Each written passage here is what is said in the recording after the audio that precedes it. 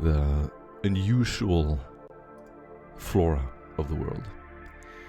The reports mention that the North Pole is filled with toxic water, and the South Pole with dense vegetation.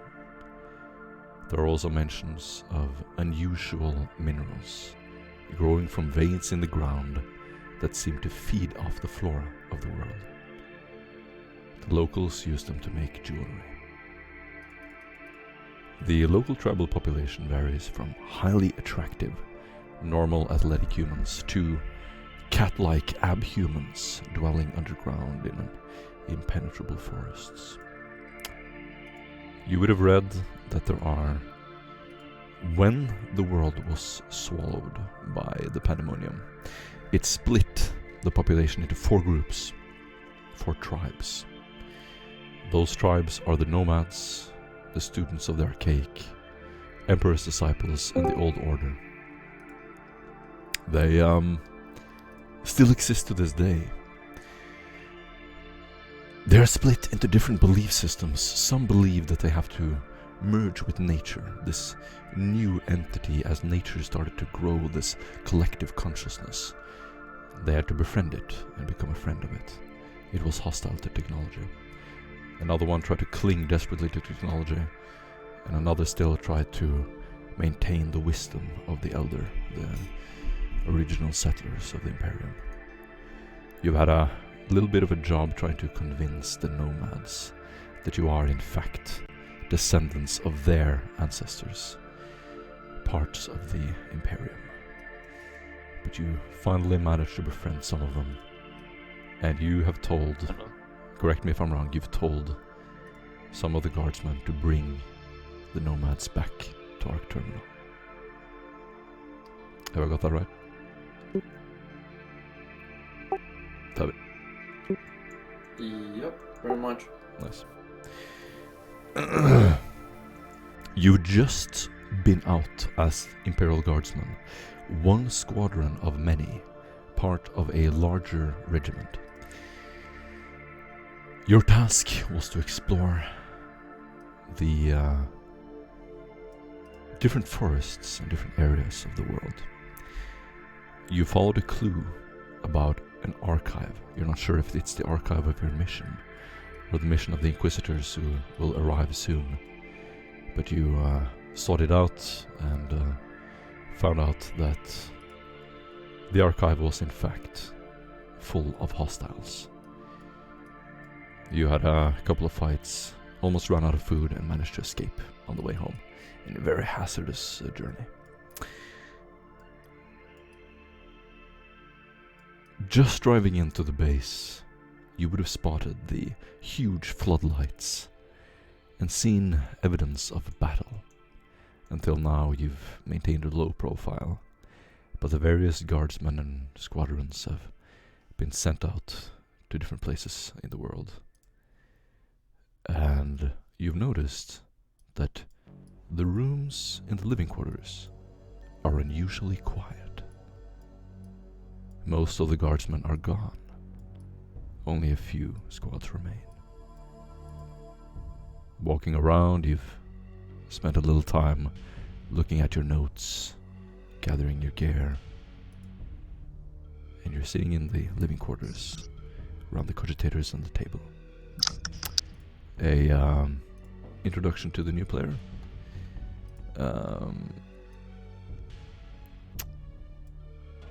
The game kind of splits into role-playing scenes and narrative scenes. When we're in a role-playing scene, everyone talks in character, as their character.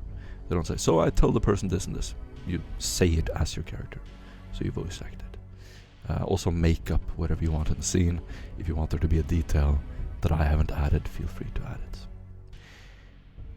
There's a subtlety score in the background of every mission, also this. It's not super important on this, but it's there. Subtlety score is affected by your actions, as I'm sure most of you know. You can do whatever you want. You can go out, take hostages, interrogate them, set up a base of operations, take charge of other parts of the Imperium. You can attack places, use leverage. 100 different things you can do. You're free to do whatever you want. There's no right or wrong answer or path that I plan for you, even though it might seem like it sometimes. We can begin. You are waking up in your habitation quarters. It smells of rusted metal and wet, damp sweat. Looking around, you can see tired men waking up. Military pants and boots, usually white shirts, tank tops, and among you is a huge brute. You immediately notice the smell. Barbosa, what would Tooth Gnasher smell like?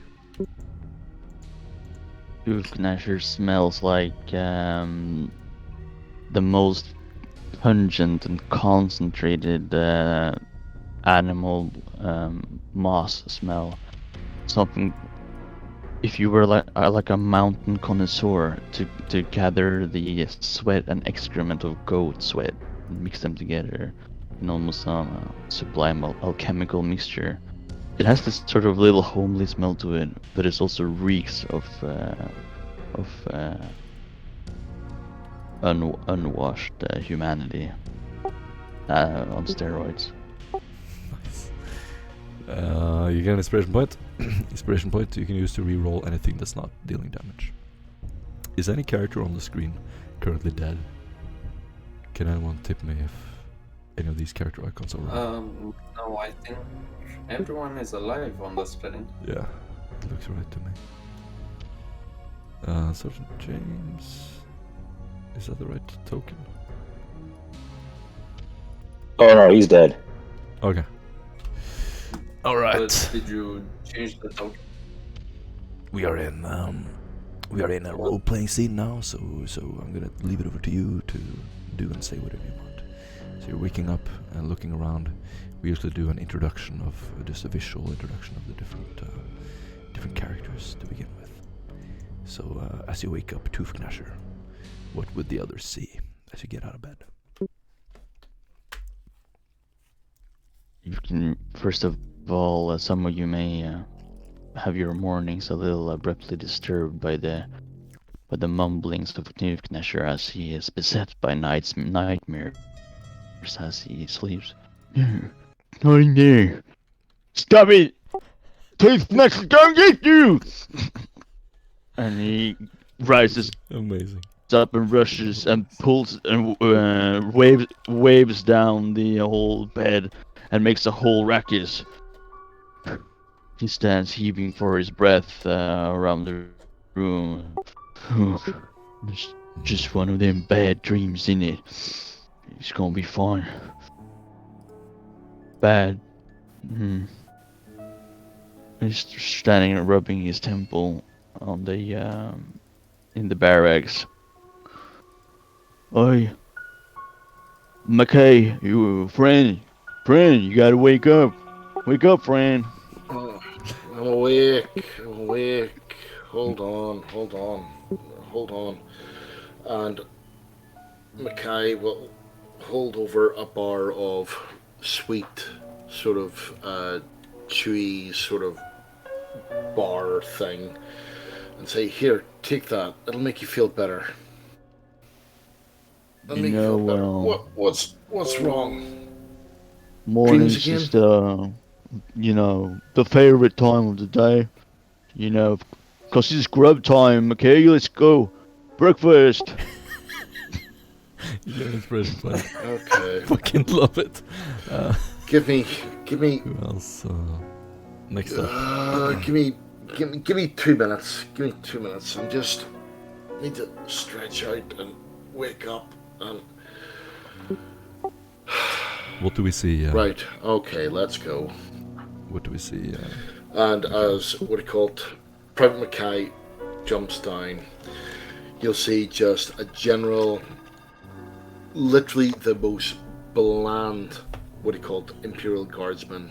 It's one of these guys you'll walk past in the street 100 times and not pay him any attention. generic face, generic clothing. The only thing you'll actually notice is that whenever he actually puts on his combat jacket and what do you call his flak armor, is that it is literally covered in grenades, and there's a holster for a large melta bomb on his back. So you can see that he is a grenadier, but outside of that, yeah, as I say, you'll walk past in the street 100 times and never recognize his face. The tooth can actually recognizes his smell and face. It's like a dog. Morpheus. Well, he hasn't washed in 3 days, so There is a shower. Just You let me- hear by the way. What do we see? you hear Captain lumbering Morpheus? footsteps coming down the corridor. If you're awake to hear it, you hear the shing and the psh as the door opens, and you just see a big waft of smoke entering into the room as Captain Morpheus steps in, smoking on a big cigar. You can see, it looks like he hasn't slept at all since we've gotten back. You can see heavy bags under his eyes, and you can see his newly repaired carapace armor that has most of the holy scriptures redone, and you can see on the left face where there's a bunch of 00111000 in different Mechanicus cataclysms. What's the word? What's the word, guys? Runes. Just say runes. Okay. Graffiti. Etchings. Captain, attention! Ah, I return the salute to the Ogren and tell him stand at ease. All right, men. I'm going to see the Archconfessor. Any who wish to tag along, now's your chance. As I preview the scene, looking around at all the men still sleeping, the ones that are standing up saluting. And Osmos, I what do you look like? We're still in the visual description of your characters. Standing in the corner of the room next to an outlet, you'd see Osmos set into the lotus position as his potential coil is stuck firmly within the outlet, feeding holy energy within his implants and lumen capacitors. He's currently busy sustaining the ritual of detoxification within his body, as that priests do not require sleep, but the ritual honors the machine spirit. There's nothing out of place With his when seen blind upon act him. of He vengeance bears the threatened to red robes destroy of the all of Mechanicus, Nosgoth. a face Each giraffe circle member was covers bonded most to the of his pillar he lower served.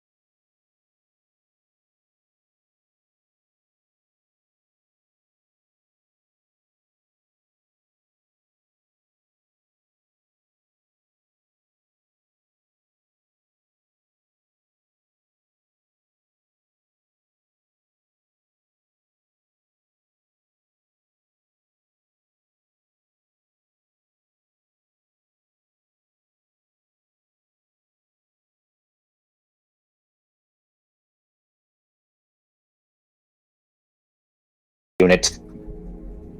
Good morning, Ripso and Doggy. It's breakfast time. Alright. Breakfast. And as you get up, Where's the outlet? you see the door open, and in steps a guardman wearing his helmet. Anders, do you want to describe your character? Ooh, another patient. See a well-built guardsman carrying a heavy stubber on his back. He has his fully covered face behind a helmet in a very uncharacteristic way.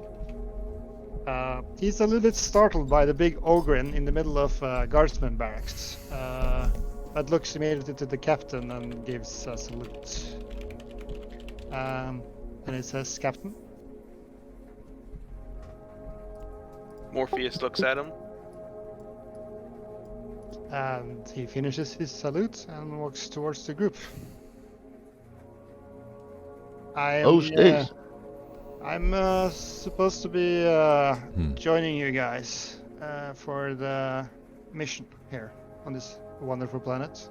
It's a pretty good place to die, this planet, isn't it?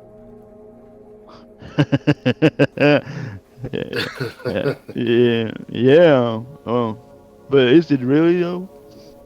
Yeah, I've been to a few planets. This is one of the superior ones. Yeah, he's right about that. Pretty nice. Captain Morpheus face palms with Tooth Gnasher's comment and just says, "Okay, alright. I'm gonna go see the Archconfessor," and then just quickly turns around and begins walking in that general direction. I'm Guardsman 101, by the way, as the captain walks away. You pass him, the captain sort of just pushes you aside. You walk up the metal grit stairs that echo through the halls. As you walk up, you can hear the hymn in the next room. The Archconfessor is there. Who wants to follow him? I will silently follow him. You will hear the... Oh, I will. Ripsaw will follow him. Osman would follow him as well. Tooth Gnasher watches they follow it. I'm going to take what I call Tooth Gnasher and Anders to the the canteen. The mess hall. And the mess hall. That's it. Thank you. And we're going to have something to eat. That's why Unless Tooth anyone Gnasher's wants to. friend. So, Tooth Gnasher, you're Ogrin, right? Oi, that's what they call us these days. Ogrins. Yeah, It's my people. Yeah, I think I've seen one of your kind before. Yes, we're like big brothers, you know. Yeah. Quite harmful. No, I mean harmless. We like to watch out for yous. Like I'm watching out for you right now. Have you had breakfast yet? Yes. Some grub. That's where we're going. Grub, you know, for the belly. Uh-huh. And McKay, you're a grenadier? I am indeed. I'm a grenadier, and I'm one of Tooth Gnasher's friends. And now you're one of Tooth Gnasher's friends. Ah, nice, yeah. Tooth Gnasher, I'm a grenadier as well. And we look after him, he looks after us. Yes, sir. Says, so we go and we eat. Hey, yeah, that's my favorite time. So, you got And I'm going to drop back. one. Mm-hmm. I forgot what comes after one. Just call me Two. one. You ain't got no name. I Did your mama not give you a name? Well, from where I was raised, we don't really feel like speaking out our names. It's bad luck. I see. Bad luck's bad. Yeah, but I acknowledge that others don't see it as such, but you know. I suppose He can be Guardsman. He can be Mackay too. I suppose Guardsman 1 is a pretty name as well. Many people have that name actually. It's quite a common name, I think. Yeah, I really like that name. Alright. Welcome, Guardsman 1. Let's see if we can find some of that good rations. If we come early, that's when there's the most of it. You get the best bits. Nice. Tooth-Gnasher does not disappoint as you enter. The chef comes out. He has a wooden tray that he puts on the table. The fleshy bits are still kind of sizzling with fat, still boiling on the plate as he puts it in front of you on the table. The other men are there eating, leaning over. There are only a few. By the counter, you can see Monitor 46. He is wearing his red robes. You see this lights flickering from under his robe as he turns around and spots you coming in. Continuing with that later. The rest of you enter the shrine. Is there anything you want to do, or any particular preparations you have? Or do you just walk in? I'm gonna knock on the door. Alright. So you knock on this big wooden door. I made You make what?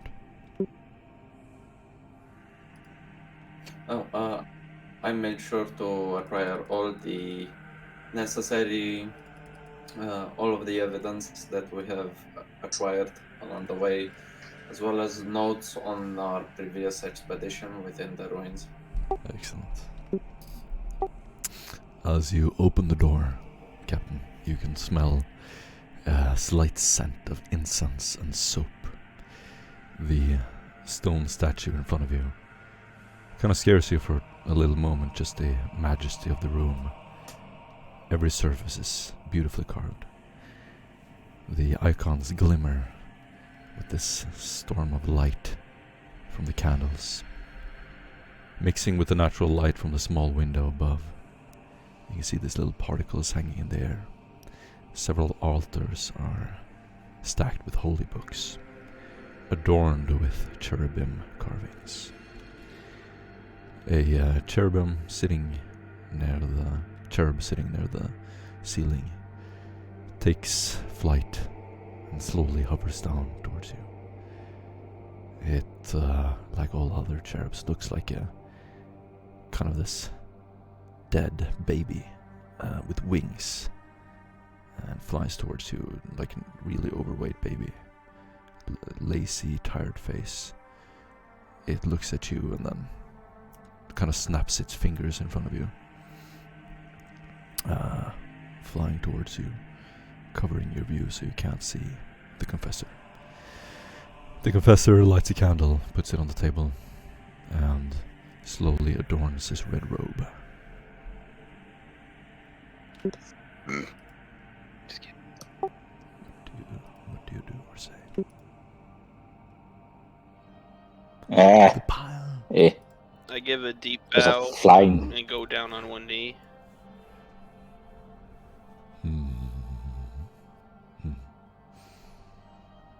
Every somewhat mesmerized by a floating child in front of me. You would have read about or seen a cherub before. It is always disturbing, though. Oh yes, it's very disturbing. I have my combine tool ready to dismantle it if it gets any closer.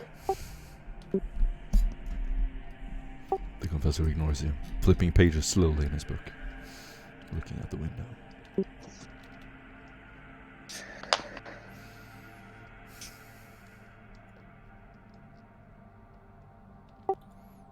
He turns around and slowly his says, voice. The hour draws near.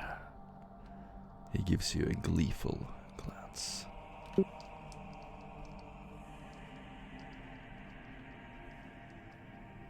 And what would such an hour bring to us? Judgment. Judgment from above. He looks out the window.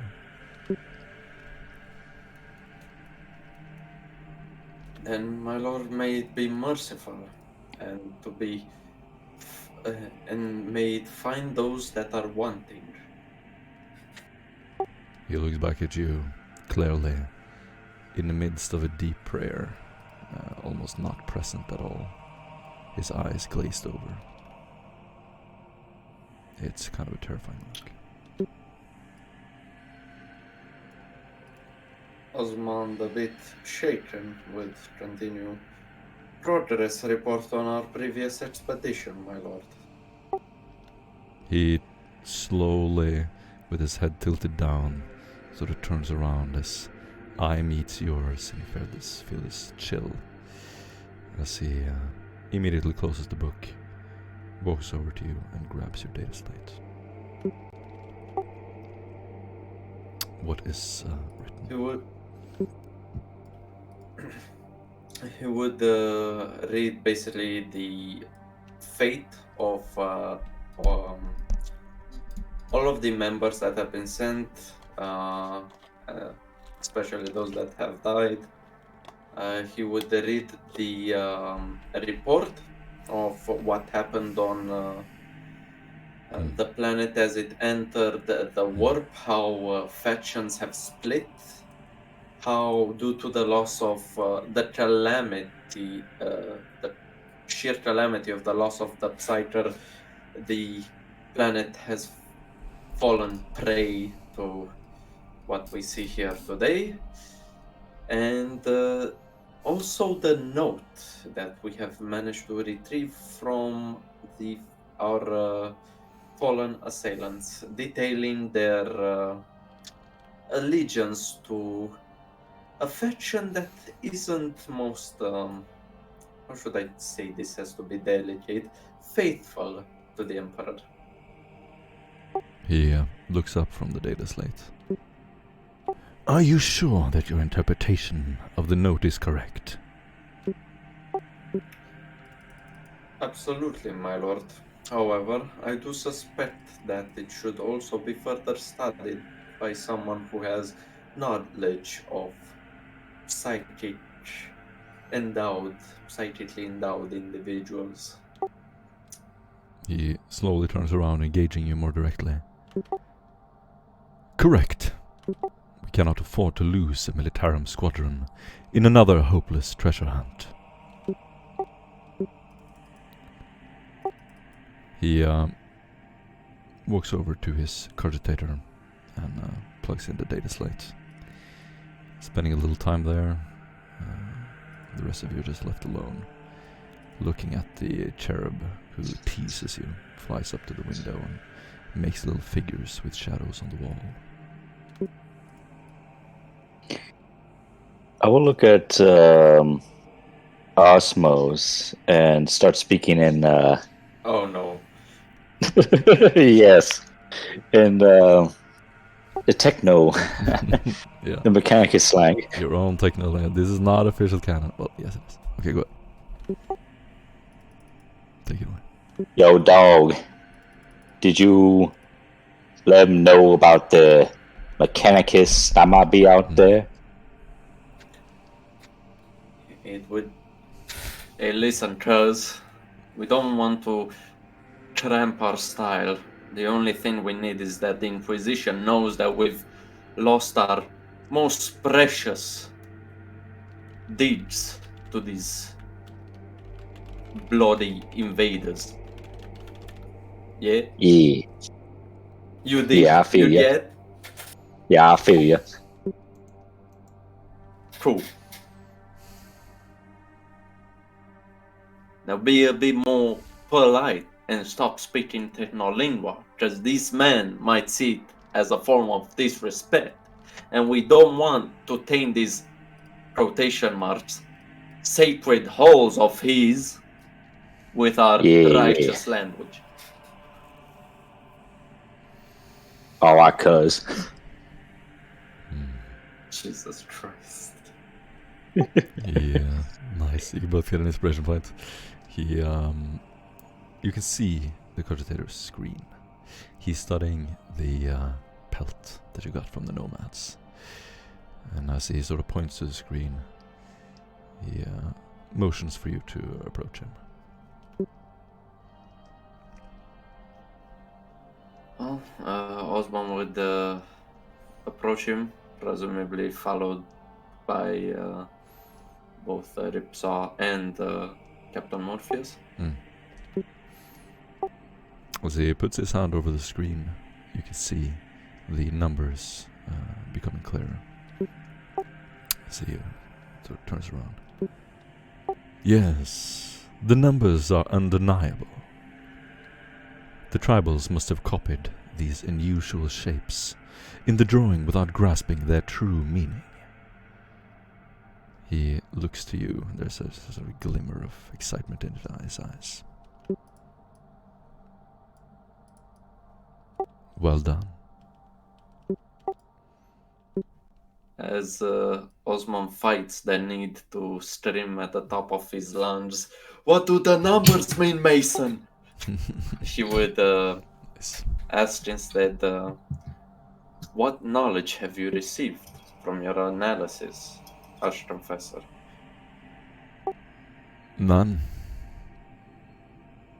What of the origins of these coordinates? Why did you trust it? Many of your comrades have fallen.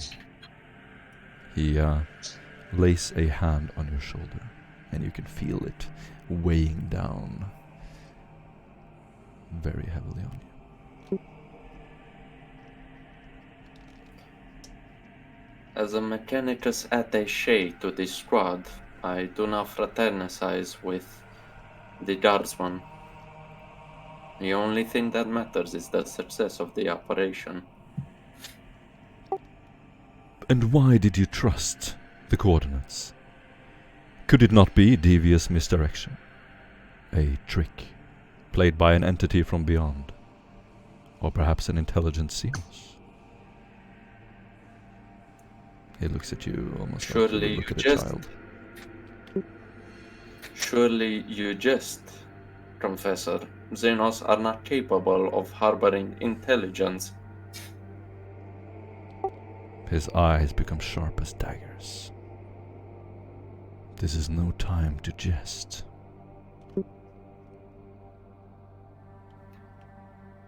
Very well. I can see that some Xenos are capable of miming such whole intelligence that we have been bestowed by the Omnissiah.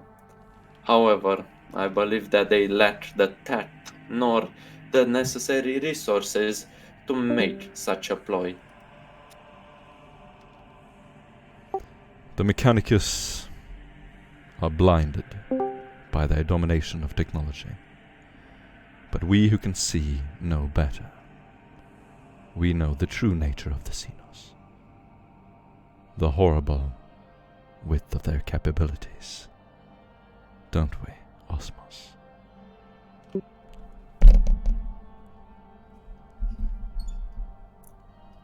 If Osman would still have a lower lip, he would bite it in frustration, but his unchanging face would say, "Yes, my lord." I should not have to remind you see to keep an Ripsaw's open eyes eye turn. and an open mind as you proceed. The Emperor's presence is strong in the Inquisition, and they are coming soon. He smiles as he says it.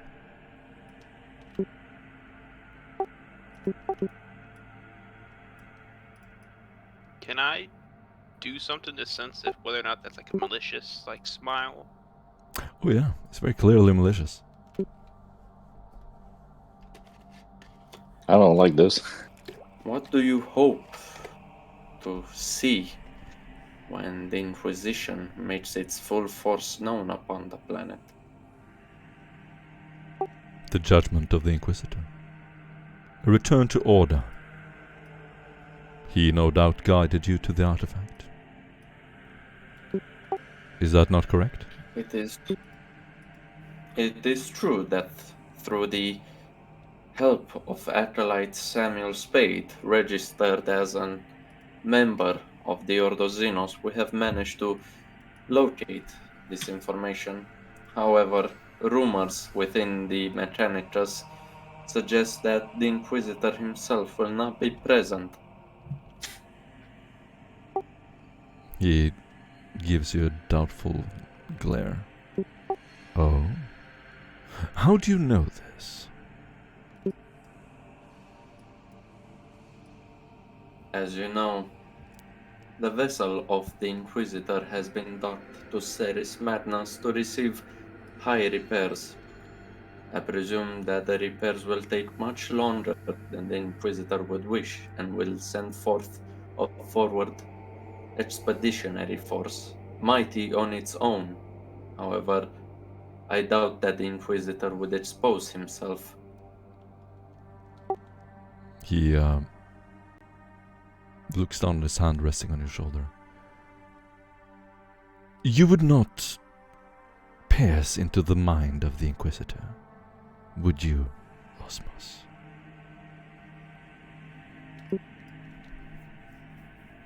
It is not my place to judge the holy agents of the Omnissiah.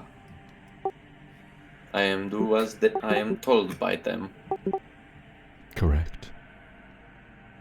Only a fool would celebrate his mind or intellect for a gift that was given to him by the Emperor. He sort of guides you down the steps back to your captain. Then grabs his book. Captain, the primitives are here. What is your plan with them?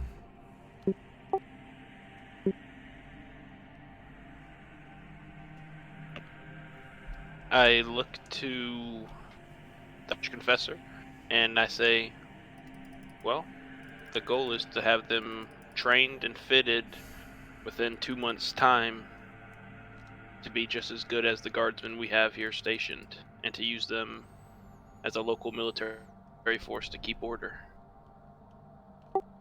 Keep order? Their traditions are heretical. I give a head nod.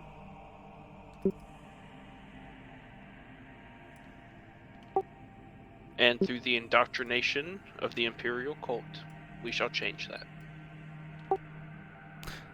They may indeed turn if they are as malleable as you say. In the Emperor's name! Indeed. Any further expression of their heretical practices will be met with harsh judgment. With that in mind, and if you can ensure the safety of your men, you may train some of them in the art of war. If I sense anything that may lead to corruption, they will all be incinerated.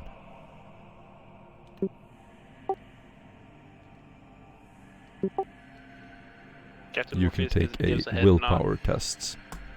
-10. All of us? Just the captain.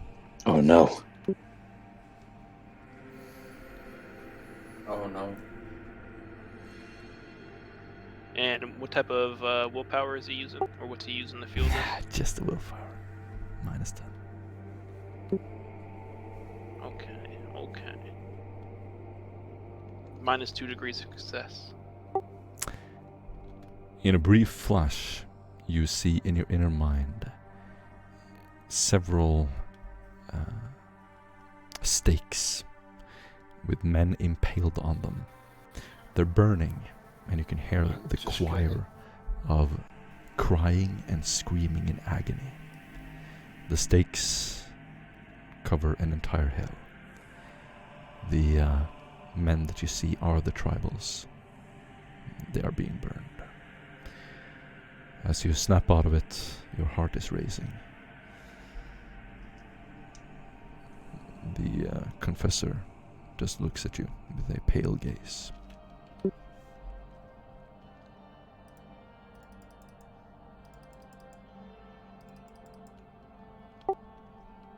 Saying nothing.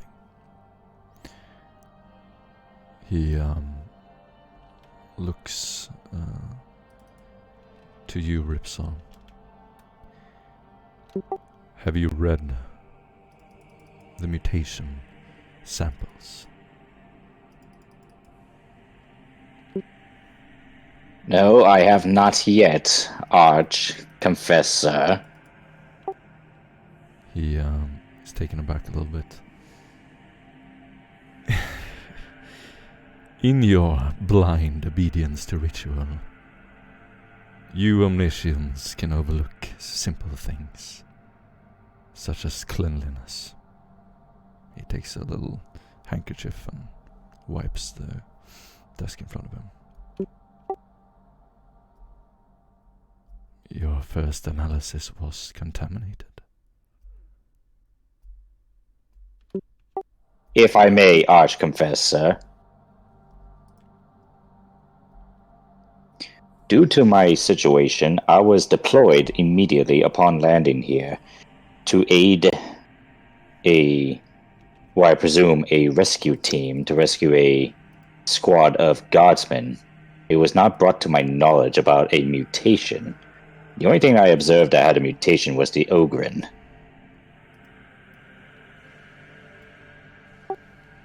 He just puts his hand slowly on the desk. Captain Morpheus gives a polite bow and says, "With your leave, my lord," and then waits for the confirmation. I will order Monitor 46 to repeat the analysis until we can rule out all known and unknown mutations. The tribals will be kept isolated. You are dismissed.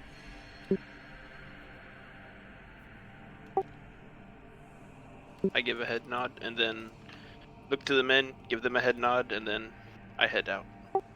Yes. Entering the hallway, you walk a little bit unsteady as the whole seance was kind of like a dream. All of you are a little bit dizzy walking out. The doggo is the last to leave. Do you want to talk to each other or jump to the other group? I will say a mechanic is slang to Osmos. Man, he's some dick, isn't he? Hey, Charles, he's a fool. That's for sure. He has been... His vision be lacking, yo. He has his own agenda at play, man. Yeah. Can leave a string for him to pull on. Mados wouldn't like that. Damn straight, brother. However, powerful big boss man like him can't take him lightly. Yeah, we probably gotta do something later. Nothing we can do. Only hoping that the soldiers of the almighty Omnissiah, can I get an amen, will bring righteous justice To here. everyone else, this sounds like a 56k modem. It's just like, yeah, beeping. Very intensive righteous beeping, of course. No. Righteous beeping. I just imagine like R2-D2 when he gets hit by a rocket.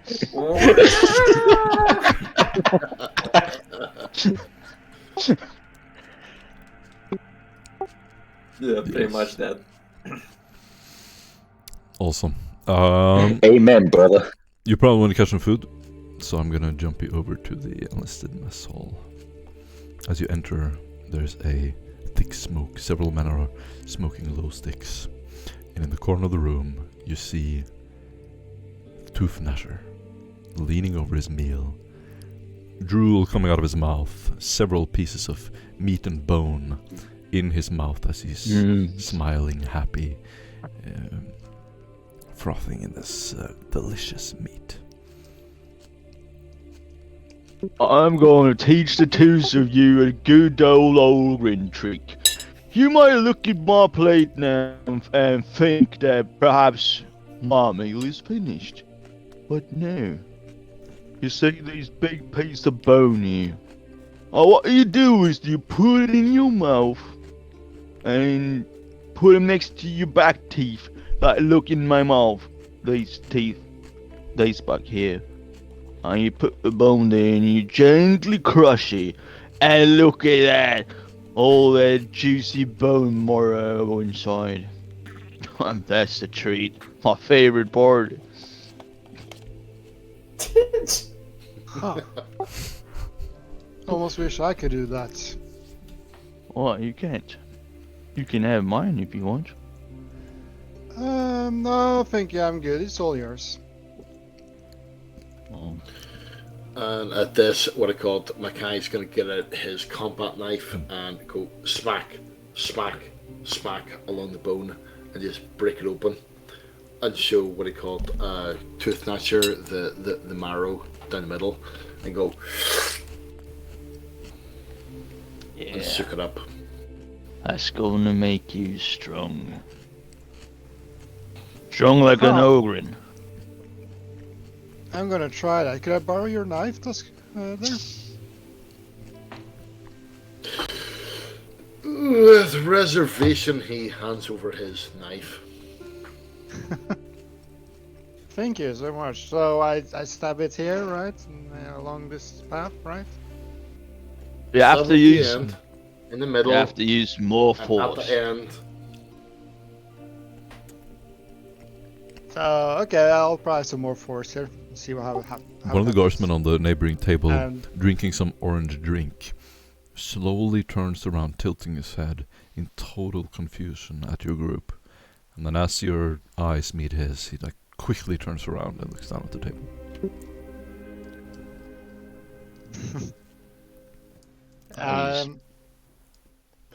Yeah, I'm gonna Okay, just so- take all the bone marrow out Get your- of the get- bone there.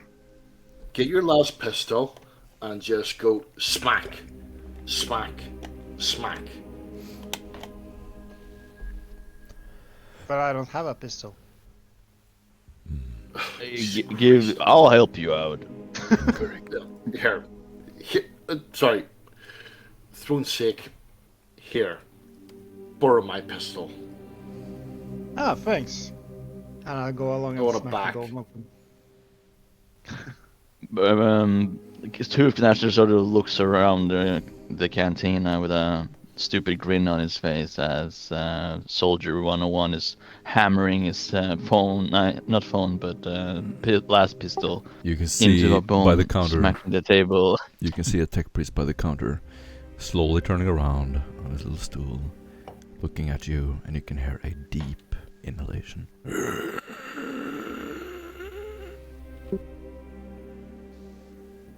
Guardsman 101 is gonna Come, stop what he's doing, give the last pistol back, and He just quickly sit there gets up try and jolts over to the table.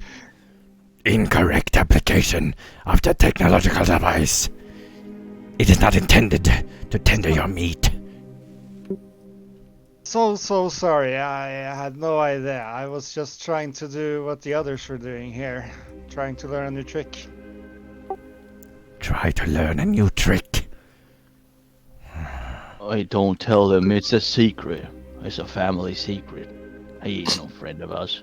You see a red-robed, hunched-over tech priest, flickering red lights, revealing his ashen, pale face. He has one docile and one bionic eye. And he's always fiddling with a mechanical part within his fingers. As he looks at you, he looks terribly stressed.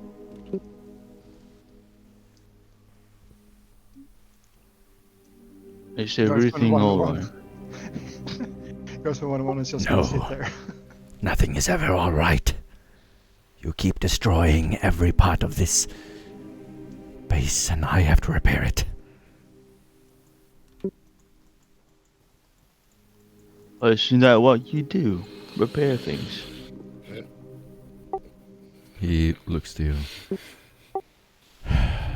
Among other things that I wish I could do instead. I don't think Sometimes he wants to repair things. I'd like to repair things too, you know. Yes, all you would have to do is become an artisan and techno-archaeologist. I am sure you could do that. An artisan. Keep your pet on a Techno- leash. He looks to the rest of you. Hey. That is Tooth Gnasher you're speaking to. You will show at least a little respect. His mind is too primitive to even be turned into a servitor. Aye. Yeah, and if we had you turned into a servitor, we might have things working round here. So, you know, here we are. Your transgression has been noted. Yeah, go for it. He's literally shaking. You can see his battery and circuits start to excite and glow. My cousin always told me that when these tin boys start making them bleepy bloop sounds, it's 'cause they having a malfunction. I am Are not you having a malfunction? malfunction. there? Sounds like you might be having a malfunction. Maybe you should go get prepared, like. He turns around now, completely furious, storms out of the room, and disappears. I presume Osman would, alongside with Ripsaw, would go towards the mess hall, and they'd see this tech priest run by them. Yeah. Osman would look at Ripsaw. What's up with that guy? No idea. Anyway, let's go grab our electrolytes. Yes. One of the That's the guardsmen cafe. comes over and just gives you chairs. Soon enough, the door opened. Osman and the tech priest take Osman and the Ripsaw take some trays. They receive these toothpaste tubes on them, and they sit alongside their squad mate, saying, I have seen one of my brethren storm from this location. Probability dictates that you three may have a hand in it.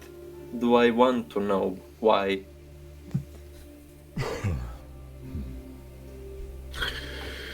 It seemed as though he was malfunctioning and had some crazy idea that we were abusing technology in some way. Wait. How? Well, I was trying to learn this trick about retrieving bone marrow from this bone, and yeah, I was lent the last pistol. Oh, you could possibly make that thing explode. Oh. Yeah, I'm pretty sure it wouldn't explode from that. But you're the tech priest. Yeah. Some of the priesthood are not experienced with the mannerism of guardsmen. They tend to have a volatile reaction to your initiative in the appliances of the technology offered by the Munitorum. That's pressure. Please refrain from showing such skill in the future. You can both We see like shall. tooth gnashers. Always like whenever any of the tech priests are talking, tooth gnasher is always like staring intently at them, very focused and focusing on nothing else, just trying to understand what they're talking about each time. Yeah. Osman would take the tube from his tray. You'd see as he opens the cap and presses a bit on it, this gray liquid.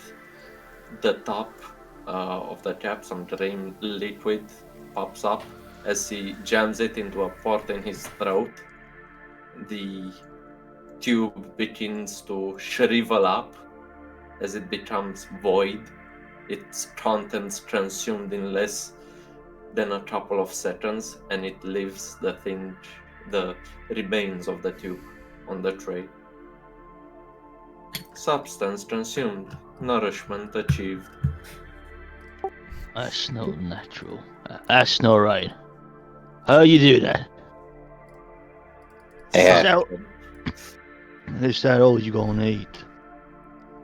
Well, Ogren friend, he has very powerful lungs.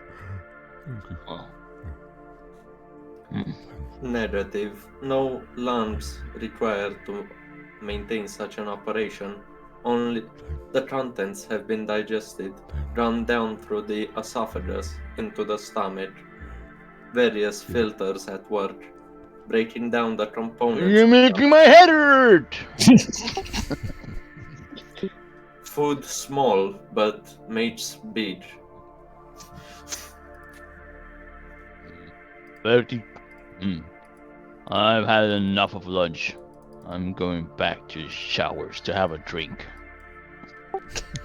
Excuse me? No. Do not. No. I do not want to know. According to his biology, he can technically drink the shower water. As soon as he hears that, Osmond raises from the seat, says, social interaction for today's capacity has been exceeded. Require new, excuse me, as he begins to go out of the cafeteria back to his quarters. Awesome.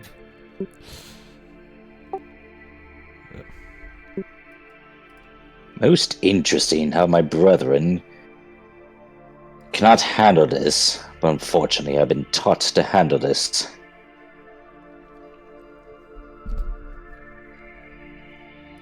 So, Guardsman 01.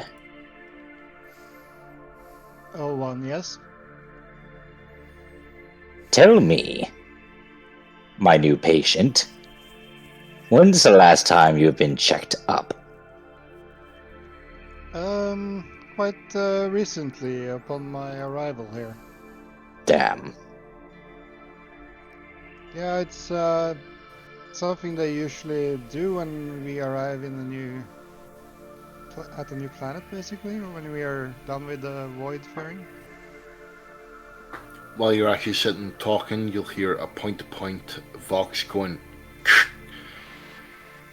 always say you've just been checked up.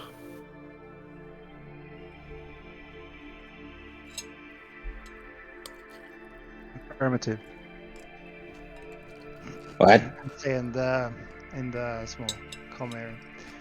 Oh, nothing. Was nothing. Just. You're confirming something. Yeah, it's just nothing. Yeah. Anyway, so you're the doctor around here, or what? Yes, I am your quote-unquote doctor. We look like a quite fearsome kind of doctor, then. Not to worry. That's why I have the dog. To calm the patient as I work on the gruesome work of whatever wounds you have. Guardsman 1-1 looks at the dog. Does it look calming? It is somewhat cybernetic, but it does have a guardsman hat on, like the helmet. Yeah, very calming. I see the dog. It's kind of. You're not really properly human, right? Am I? Yeah, you look kind of like a machine, right? Yes. But one day I will become machine. So what's your interest in the flesh then? My interest in the flesh is that the flesh is very similar to the machine. See here. Just like the machine, the flesh works like the machine. See here. Steel structures are just like your bones. Your veins work as conducts, just like electricity goes through the machine. Your brain is just like the machine spirit. Most fascinating. Nice. I see. But what about all those things you have? What are those for? Oh, you mean this as I pull out the combine tool? Yeah, that one. This here is for repairing your equipment. I sometimes use it as a makeshift tool to burn off certain parts of your flesh, that way it doesn't bleed too much. Huh. Well, I have this gun right here. I call it Matilda, and I put forward a heavy stubber. So, is this something you could also check up on? Yes, I can look over this weapon here.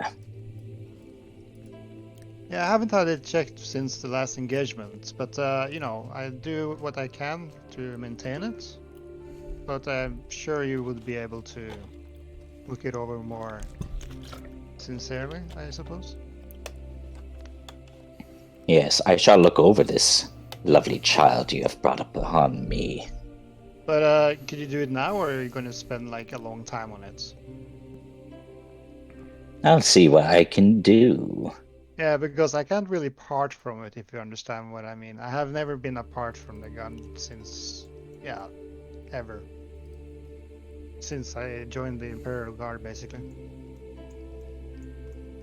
A flesh-born. Bonded with machine. Fascinating. Yes, I'll see what I can do. As I start to examine the heavy stubber.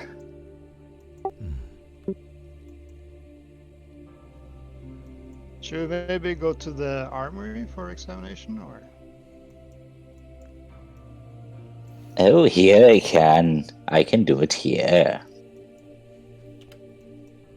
Just make sure none of your food particles get into the weapon. Yeah, taking it apart is pretty rudimentary.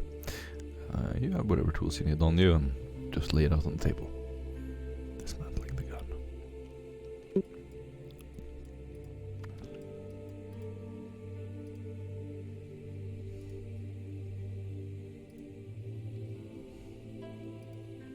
What do you do? So, what are we supposed to be doing today when it comes to missions and such?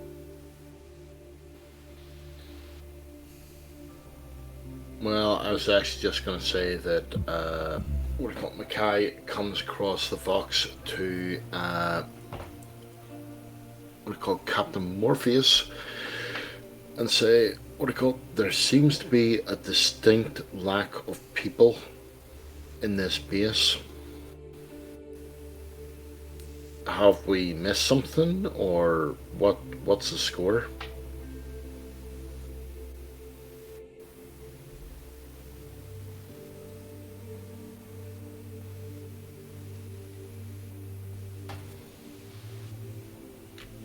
He seems to be AFK. Just ignore that for now. Okay, I'll take it as static coming back. Who are you So, talking to? Tooth Gnasher comes back. Oh, Oh, never mind, sorry. I just scratch at my I pick at my helmet a little bit and I just say, he really gave us no new orders. Besides, we're supposed to be getting an influx of some of the locals that we need to train up.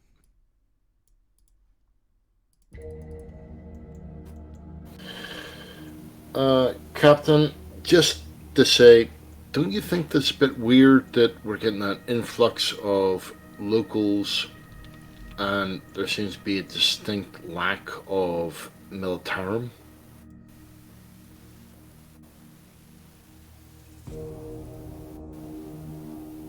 I look over to Mikai. Mm-hmm. Mikai. No, Mikai. Mackay. Yeah, I look over to Private Mikai and I say, well, I'm not in command over all the troops here. The Archconfessor is, and he will do as he pleases. The only thing we can really do is just wait for new orders and train the local influx of original settlers that are already here. You would know that I really don't see your much standing else orders for is us to to explore do. the wasteland. Your character would know. My I know, but character is sir, obviously ignoring that. I know, but sir, but if you look at any of the maps, there are no fire bases or any other things set out. So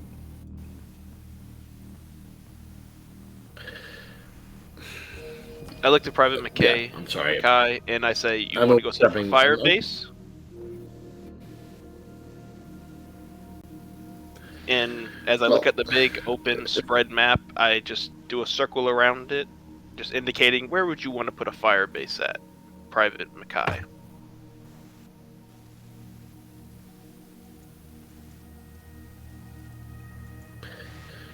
At which point, what I called Private Mackay will take a step back and say nothing. Because obviously his betters are in charge. That was a genuine time for you to step And up he's- and show me that you have some type of tactical insight, so you might not want to miss that chance. No, what I called at the end of the day, what I called he could get shot for that kind of shit. So Okay. I look to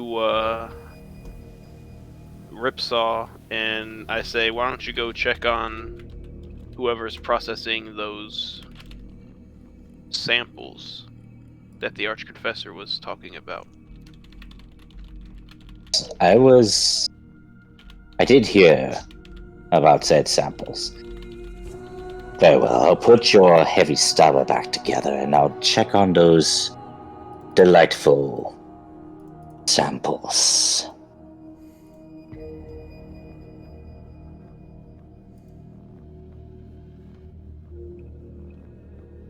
I look to Osmos Osmos, and I ask him what his thoughts are about the Archconfessor and exploring the wasteland. It is not my place to criticize the Archconfessor's strategy. However, in regards to exploring the wastelands, I would suggest that our next course of action is to make contact with the presumably friendly tribe to our northeast and assure their loyalty to the Omnissiah.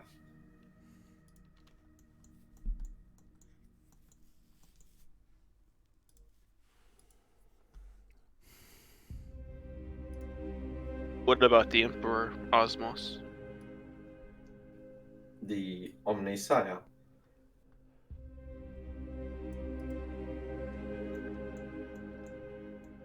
Captain Morpheus spreads his hands across the table as he says the Emperor once again. What do you wish to inquire about the Omnissiah? Do you ever call him Emperor? Why would I call the Omnissiah the Emperor?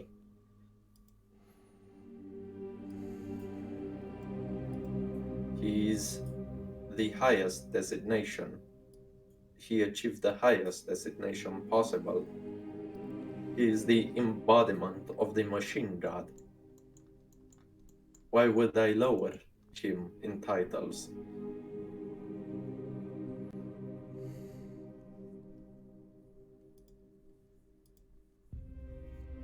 I look over at Private Mackay,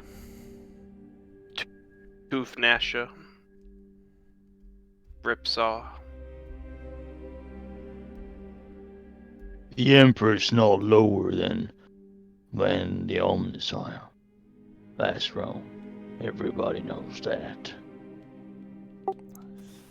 I looked at Tooth Nasher and I say, well put, Tooth Nasher, well put. Maybe Osmos can learn something from you. Yes, I shall receive great wisdom in theology from the subhuman. You take that back. That thing you said about the Emperor. Take it back. The Omnissiah is the Emperor. We all know this. Why are we turning against each other?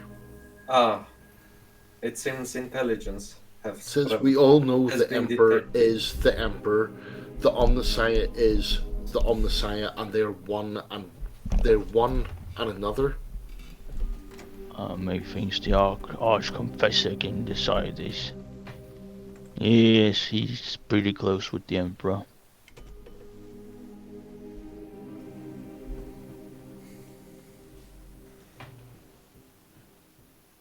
I'm gonna ask Osmos if he knows, if when those locals are gonna end up showing up. You already got the indication that they're here. They are. Oh shit, never mind. Okay, I look to They're imprisoned. I look to the group. Until further notice. Okay, yeah. I'm gonna look to the group and I say I'm gonna go check on our locals to make sure that they're being treated well. Please do not invest yourself in their training. Keep in mind your priorities should lie elsewhere. I give a head nod and I look to the rest of the group, seeing if any of them would like to accompany me. We're closed. Unfortunately, I have samples to examine. I'll Of accompany course, you, sir. Ripsaw. I'll fall in. Okay. Thank Best you, friends. Tooth Nasher. Stay together. Oh yes, one last thing. Do give my apologies to the locals for not being there. Okay. Yeah, Captain Morpheus just aboutly turns away and just walks away. Yeah, I'm actually going to stop right at that and say, what do you mean by that? Ah, yes, I could. Well, I do have my duties, and of course, those of the Omnissiah do give great healthcare. What's healthcare? It's making sure that you do not have the boo-boos. The boo-boos. Ripsaw, you're confusing the Ogren. Stop it. No, I'm making them smarter. I look over to the Ogren, waiting to see his enraged look at not understanding. Like when you hurt yourself. The boo-boos. Yeah. Yes, those.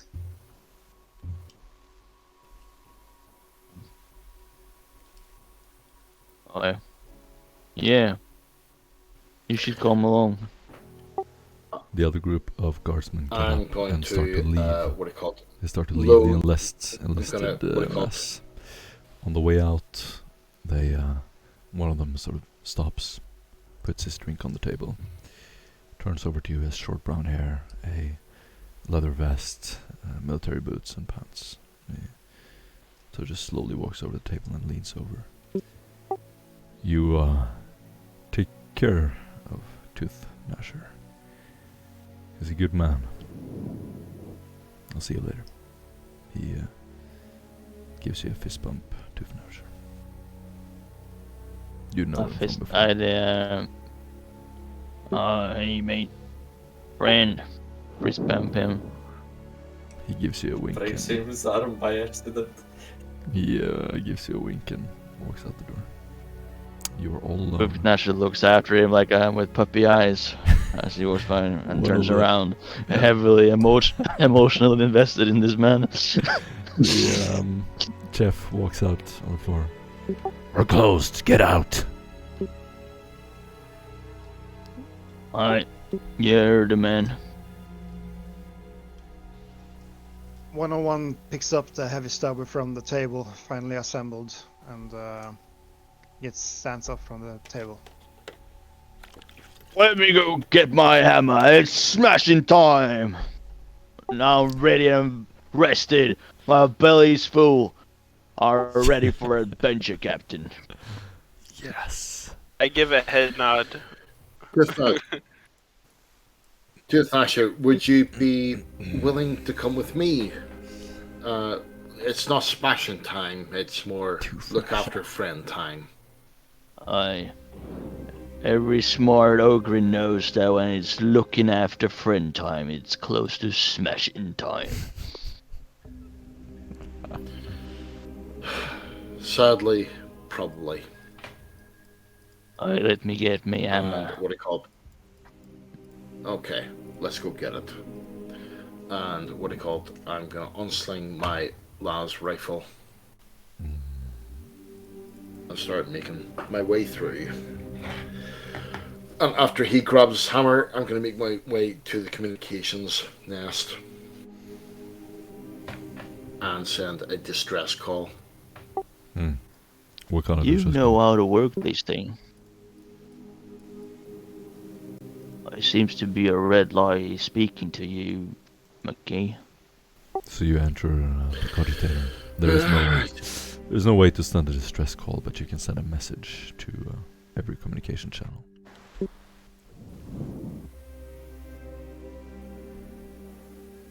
Then I will just broadcast on every communication channel. No.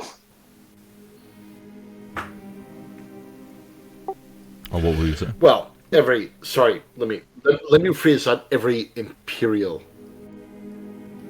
Sorry, let me rephrase that. Every Inquisition. What do you call it? Channel. What does it say? What's your message? As he says, what do you call it? Breach. Attend. Breach, attend. Stop. Jamenta. Breach attend Jamaica. What's that mean? It doesn't mean anything. It's just words. Means help's coming. That's all. Help's good. Cool skill. As you sit down and try to analyze the samples, you can take a trade chemist test. Trade. Yes. Chemist test, okay.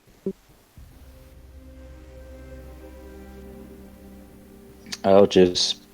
I do not have that trade. Then you can roll -20 intelligence. Okay. You should invest in chemistry, though. I should. Sick. And I succeed. Just using the manuals in front of you as you pull them out of the cupboard. You lay it out of the sterile table, brightly illuminated by these horrible bright white lumen. You see the medical servitor come up to you and sort of ask with a mechanical voice whether you need assistance. Standing by as you analyze the samples. It takes, I would say, 1 or 2 hours, and you can do a Medicaid test, -20.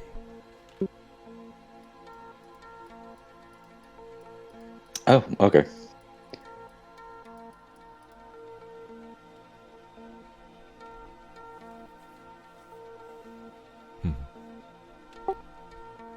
Sick. I succeed with 4 additional degrees. You spend a little time writing up a report that 100% confirms that the tribals are not mutated. So you're confirming without any doubt that they're not mutants. It's very carefully written and cannot be doubted.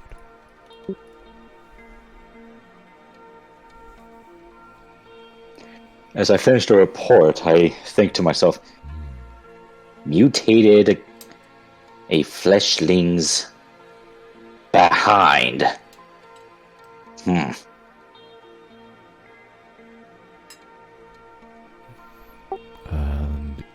They're you just recover regular a fate humans. point if you've spent a fate point before.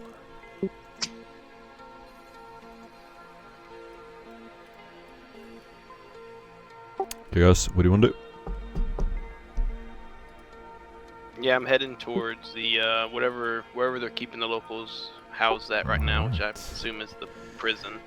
So you would walk up into the hangar. Walking out, there is a slight misty rain slowly falling from the sky. The sky is cloudy and grey, and you can see this bright lights above you, floodlights, with white lumen illuminating the pavement. And it's sort of this glistening, reflective light in the water puddles. As you look to your left, there is a large gated area, about 50 by 20 meters. 2 buildings in the middle of it that are just for relieving yourself and eating out of trays. And in these enclosures, you see wet tribals holding the fences, some of them crying out in anger. Guardsman 101 comes running after the captain, putting in his helmet on. So what's going on here, Captain? It seems that these men have been in prison that should be undertaking indoctrination into the Imperial cult. I assume it's the work of the Archconfessor, but I'll go talk to whoever's in charge of this brig. And I start walking around yelling at the top of my lungs, "Who's the brig commander here?" Nice. Walking around yelling that, you would finally see Tormund. He is a tall Imperial Guardsman.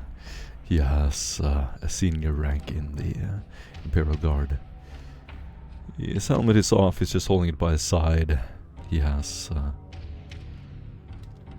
kind of this plastic cover on his head, just to not get soaking wet. And he goes over to you, covering his head.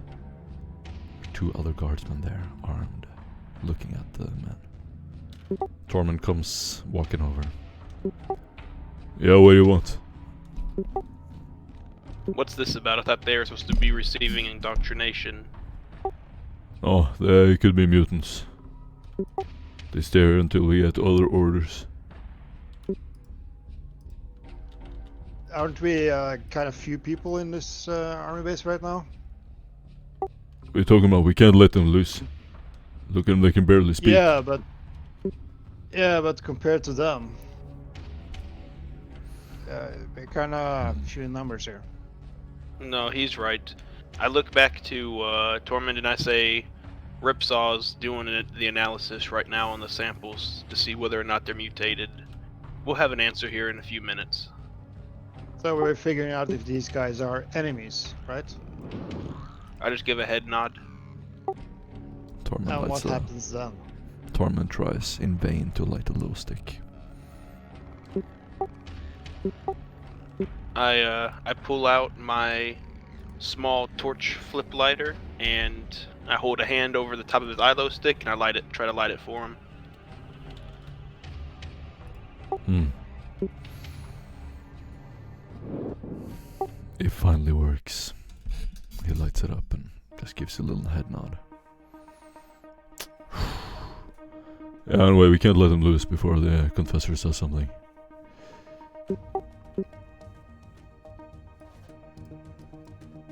I nod my head and I just say, then I'll go check on Ripsaw and take that report to the Archconfessor. Yeah, we can just skip the whole routine. Ripsaw, you get the blessing of the confessor. Walking over to the fence, you have the full report. You would walk over to the guards. Let them read the blessing from the confessor, and the gate would open. The tribals freezing, shivering, leaning over, most of them dressed in just like leather pelts and rags, huddled together, all of them men, different ages, from 16 and up. Do I them, see the head warrior there? Indeed you do. Among them is a tall warrior. He, unlike the others, is not shivering, and he's walking tall, stiff. You can tell that he's trying deliberately to not show weakness. He has a puffed up chest, and he walks towards you. His eyes and his face looks skeletal, huge, primal. He looks like he could tear down the Imperial Guardsmen around you, were it not for their weapons. He comes over to you, his head tilted slightly Guardsman to the 101 side. is gonna walk out to the side. Yeah. He I has call this out to burning him and intensity tell in his him- eyes. What a marvelous creature. I call out to him as he's walking over, and I inform him to go ahead and call out to his people and let them know they can take refuge in the hangar, and that we're going to try to get them food. He walks over to you and puffs his chest, this huge bronze glistening in the rain, and he pumps his chest twice. You promise us loyalty, and now we are prisoners. You I look treat to him us and I like say, animals. prisoners no more. This is not I look to friendship. him and I say, this was the Archconfessor's choice. We didn't know whether or not you were mutated. We've already done a report and all of your people passed the examination. We had to make sure before we brought you fully into the fold. He looks at you with disgust. We trusted you.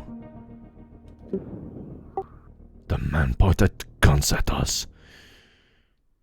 Our women. They treated us like animals.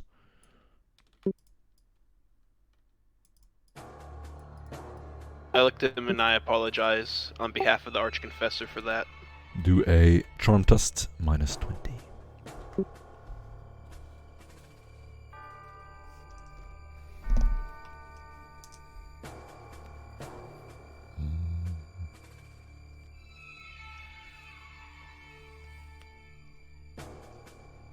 Two degrees success.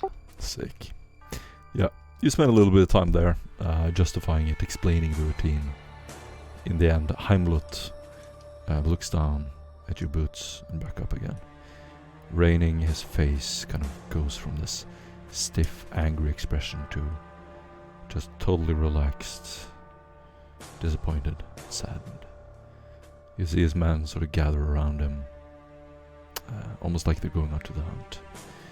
They have spears, swords, some of them shields. He looks back up at you. Well, what now? We are Well, here. first let's get you out of this. I look up at the storm, this rain, and let's get some hot food into you before we talk more. He nods to his men and they slowly start to follow you. Opening the hangar door, Tormund shakes his hand as you approach. I hope you know what you're doing. The men slowly enter the base. There are about 20 to 30 of them.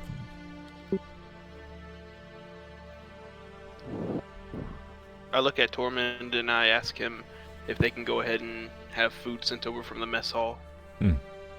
Yeah. Tormund is going to walk down, grab food, and basically feed them in the hallway. Sitting down, all the men are eating meat. The mood starts to lighten a little bit as they start to dry. Can I do a requisition order to just get them basic equipment? Absolutely. Yeah. Roll a plus 20. Requisition. Okay, 2 degree success. Yeah, you fix it.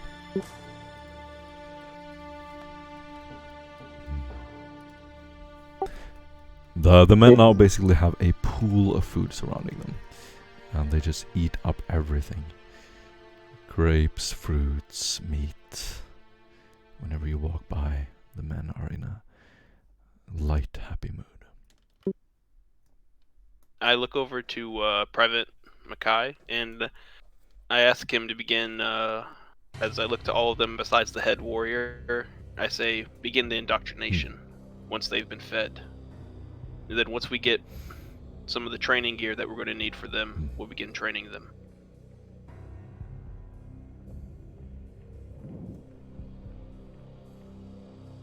And I will be right back. But So, Private Mackay will then open up his book and say, "For the Emperor is my shepherd, and he will guide and protect me. He maketh the unclean fall before me. He maketh the wellspring clean of befoulment. He raises the spirit above the worldly hardships of this universe. He greets me at the end of my journey, for the Emperor is my lighthouse of my soul." And continues on along that vein. You can do a common lore ecclesiarchy plus 10. No, I can't. You can roll with a minus I 20 don't. common law. You can. If you don't have common lore, just roll intelligence with minus 20. Which is a 0 because it was Okay, plus 20. let's see that then. Intelligence.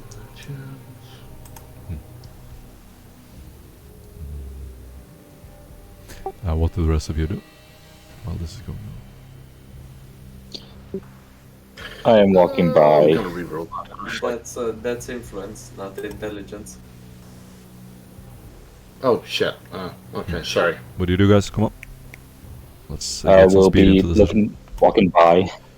I'll be walking by and looking at every single one of those primitives and just like examining them, fascinated by their bone structure and whatnot. Yeah, they're definitely different.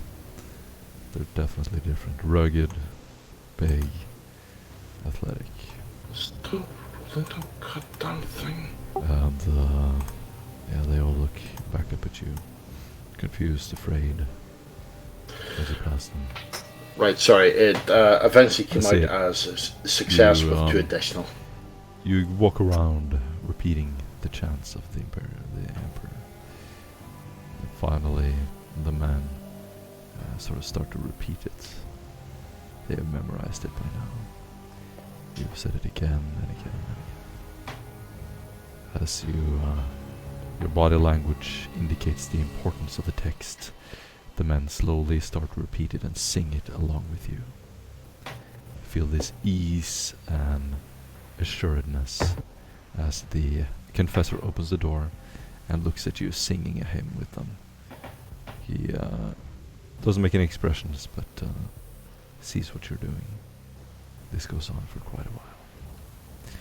After you've indoctrinated them and got them up and walking, what kind of weapons do you want to give them?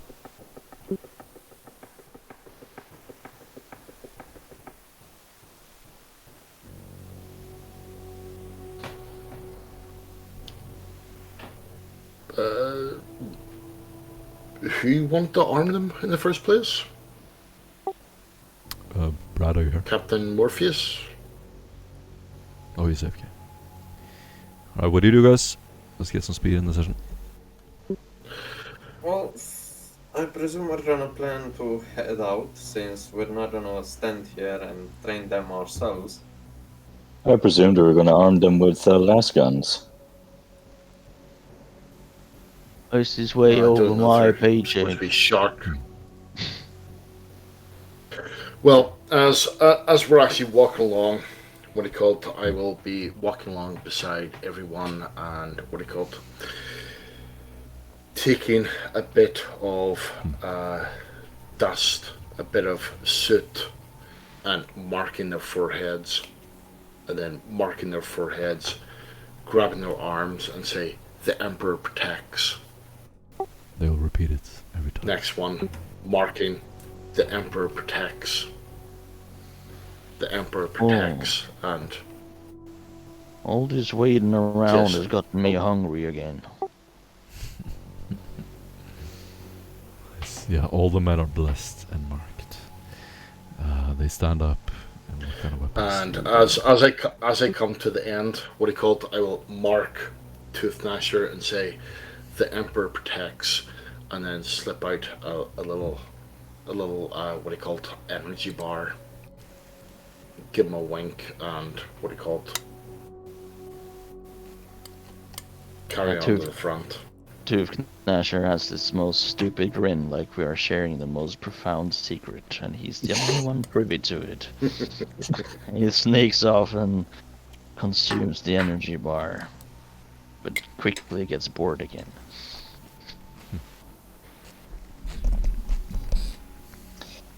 I have the doggo unit go up to Tooth Gnasher to distract him for a bit. Hey doggy, you want some energy bars? Jesus. So what's we supposed to be doing? I don't know. We will. I don't know. I wasn't actually here for the whole idea. So, anyone? I would recommend proceeding with mission orders. Establish the topography of the map, as well as reconnaissance the local population, and judging their allegiance. Yeah, that recognator. Making friends. Yeah. I look over at Private Mackay. So how'd the indoctrination go? Did they receive it well? Yes, Captain. They seem to have received it well and are willing to throw down their lives for the Emperor. I nod my head. Greet him. As the lighthouse of their souls. If we're gonna go out on a Indeed. mission, maybe we should bring some of the indoctrinated locals here. That was exactly my idea. But first, Agreed. we need to train them in local, as I point to the last pistols and last guns we have, in the local armament that we have. Well, we could show them these weapons, but they would take days to train them, right? So maybe they have their own weapons, that they usually use. We could spend a day training them how to use the weapons. Captain, I really like to go outside soon. I don't like to stay inside cooped up all day. Makes Don't me worry, Tooth my Gnasher. noggin hurt. We'll head out early in the morning with all the locals that we have trained up. Captain, this may escape you since you have been from the Scroll of Progenium, but you cannot simply train a person to fire a lasgun in one day. Standard Munitorum dictates that at least 8 weeks is required. That may be so, but we could always integrate some neural transplants into them to learn in less than an hour. I would not dare to taint the holy armaments with their flesh. With all due respect, Captain, On what authority are we acting? I think the captain's scared of going out.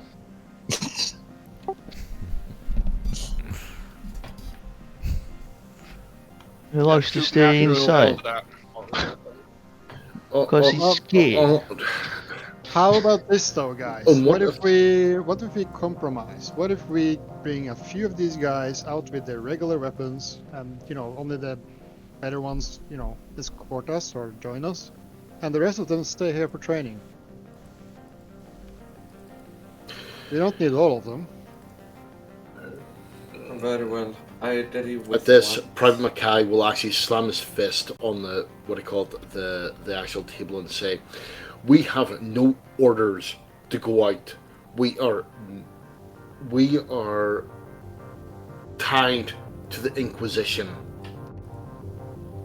Have they told us to go out? Have they told us to do anything? No. Have they told us to train these people? No. Do you know what this means?" As Private Mackay is saying all this, Captain Morpheus just walks up very casually, puts a hand on his shoulder, turns him towards Captain Morpheus, and whispers casually in his ear, "One more word out of you, and I'll have your head on a spike." I'm gonna do a perception check if I can hear that. Nah, you can't. You're lucky.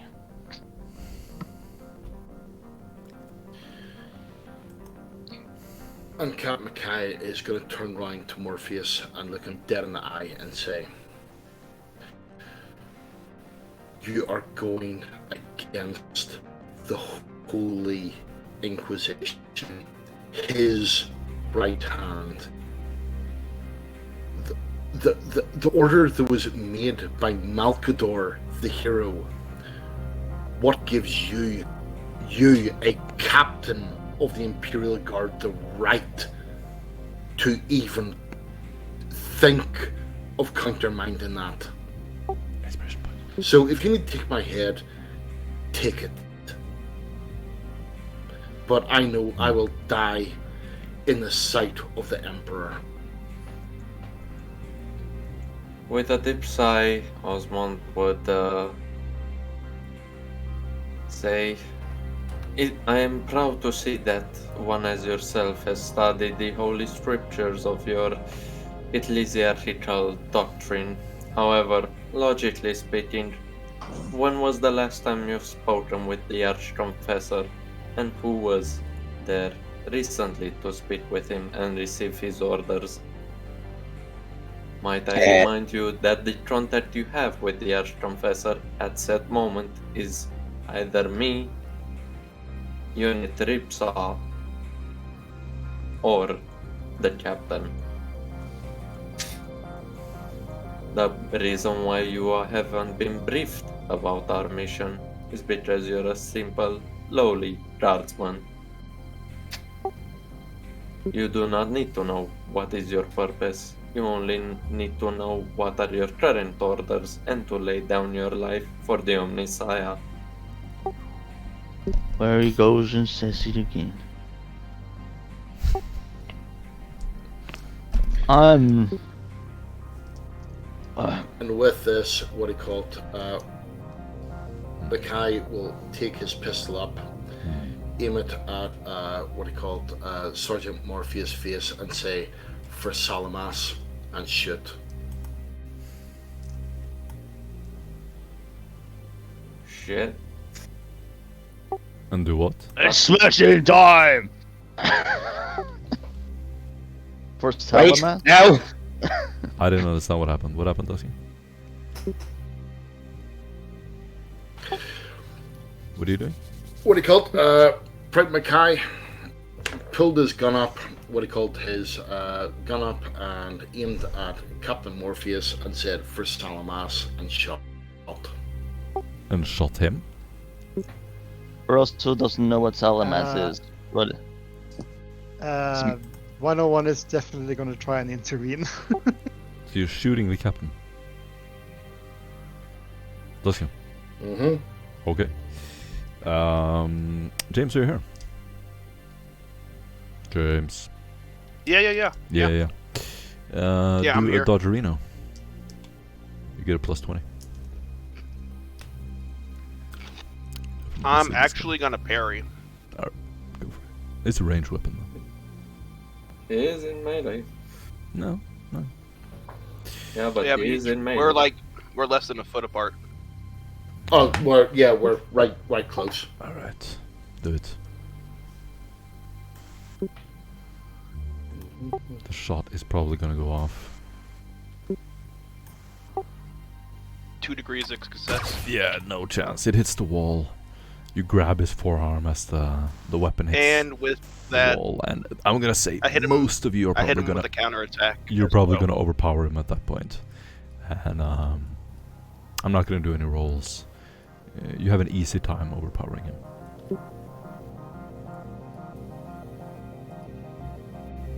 How I does, get a counterattack on my parries, so can I go ahead and hit them with that before they take them?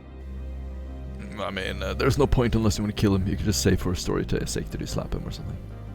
Private Mackay, how do you react to this? Okay, yeah.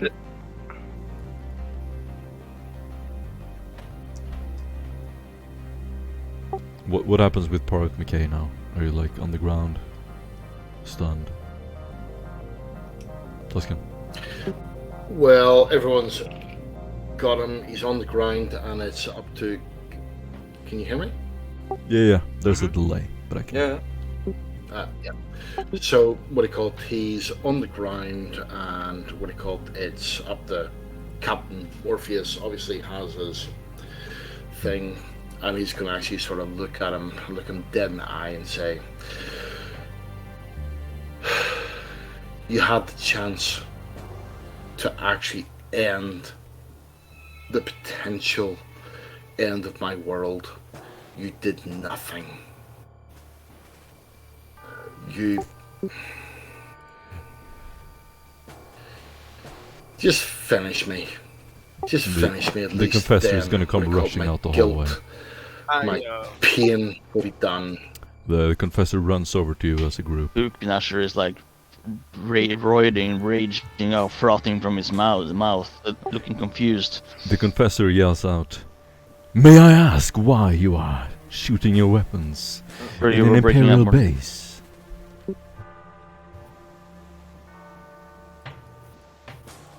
I look down at Private Mackay and I say, Private Mackay has lost his sanity, it seems like. Maybe the world took too much toll upon his... As I look down at him, his fragile mind. He gives a gleeful Kill smile with one me. cheek. No. He is not the only one. Bring him to the basement. The bomb shelters. There are others waiting. I look to the Archconfessor and ask if we should hold him here in the brig, or if we should make him an example. Bring him to the basement. Now. Can I do something? Go ahead.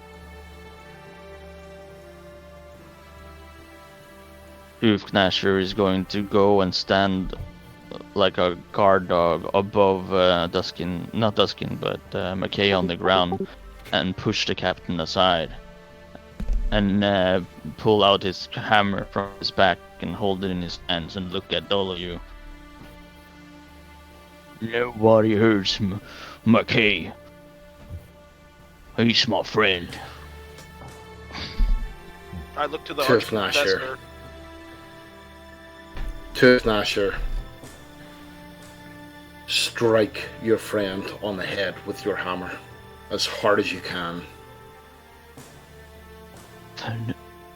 Yeah. No, I'm gonna I would hit- never I'm gonna do Confessor, that. confessor I yells want to hit out, Tooth Gnasher "Captain! while he's distracted with a disarm. Captain! Maintain order." Do it now. Crash. He's done something very bad. Don't do it. Yeah, I'm not I'm gonna gonna hit hurt you, Tooth friend. Gnasher with a disarm. Yes. You easily overpower him. Other Imperial Guardsmen storm up to where you are, surround you, and you all see Private McKay get carried down into the basement, screaming and yelling. Okay, friend. And he disappears with the rest of the guardsmen. Friend. Nice. Yeah. You're 101 left standing gonna there. walk up to The rest of you sort of and, you stand there in try silence to, for a little pat him. while, as the confessor slowly walks over to you, Morpheus. He leans in. The integrity of our station relies on your discipline. Do not let this happen again. He turns around and walks back to the shrine room.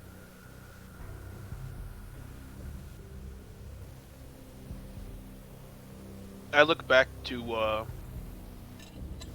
Private 101. You'll be in charge of showing the locals how to operate the last gun, since Private Mackay had a lapse in mental judgment. I look to Osmus and Ripsaw, and I'd say, could y'all see about requisitioning an additional vehicle? Or would you like to instruct one of the locals on how to operate a vehicle? I'll see about getting a vehicle, but I am not knowledgeable of operating one. I know how to repair one, but not operating. I nod my head. I look back to Osmus, and I say, which one should we take with us when we leave tomorrow? He's AFK. Oh shit. Okay. I look to... Is there people here that's not in the roll? Alright, I'm back. What's up? Did anything happen? Ripsaw is gonna go see about getting a secondary vehicle for the locals we want to take with us. Nice. Alright, so what have you decided? What are you doing? Well, I'm gonna go ahead and give the locals some practice with the last gun, so I'm gonna go put another requisition order in for last weapons, and then I'm gonna put my last requisition order in for gear, for their armor that they would need. Yeah, we can do that after the session of the rolls. But say that they get basic equipment. What do you want for them?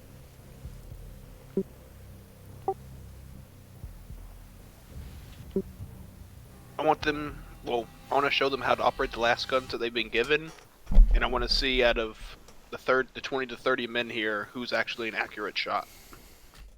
Yeah, as you hand it to them, it becomes very apparent that they cannot use these weapons effectively. In the time that they have, however, they have effective bows and very sharp arrows. They opt to use them instead. Where do you want to go? So you have 2 vehicles, is that it? Yeah. Okay. You are free to move. Okay. We're gonna take the chief warrior and 4 of his people that he chooses. So 5 in total. Okay. Yep. And I'm gonna have Osmos plot our path to the to the tribe in the northeast, and as we're going along this path, I'm gonna be asking the chief warrior if he knows about this tribe. Which tribe? The one. The one. The one in the northeast. That's where you were. That's where these guys are from. Oh, up there. Oh. Yeah. Do a Inquiry. Let's see. Do a charm test. Minus 30. Okay. Hmm. 5 degrees of success. Nice. Yeah. He will tell you that they are men of the machines. They're the ones who did not give up on technology. As I hear this, I relay this to Osmos and to Ripsol. So, who's driving currently? They are descendants.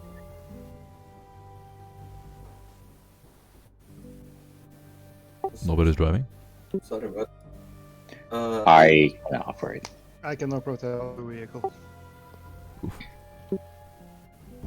If nobody, we will need to operate. So I will operate the main vehicle. Private 101 will operate the second one. Nice. Where are you going? I'm plotting the course. This will be our first day of travel here.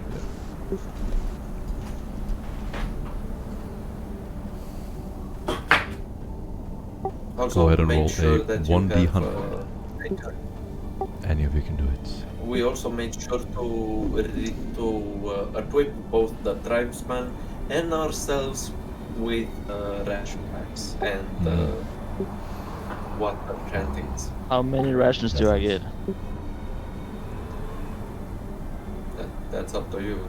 That's your carrying capacity. Can carry a lot. I'm going to. 1d100.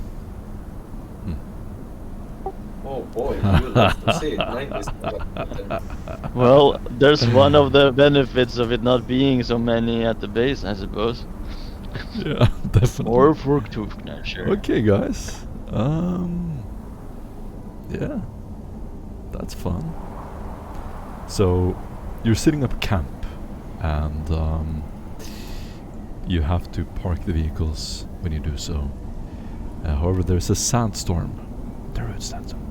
And so you're parked out in the jungle, in the desert, and you just hear this strange, bellowing, deep, animalistic sound. You're not sure where it's coming from. Who wants to stand guard first?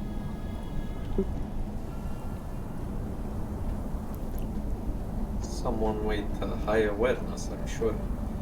Let me see. It's bellowing the roar sounds like a bass boosted dubstep of Darude Sandstorm. Exactly. As it trembles towards us, you can hear it.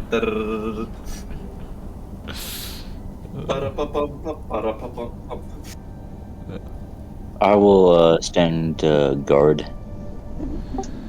Alright. Let's see. Okay, take an awareness test. Alright.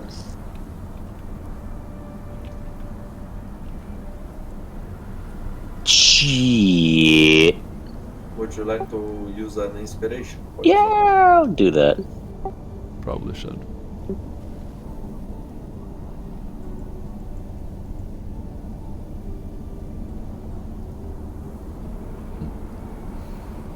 Woo! Success with one additional.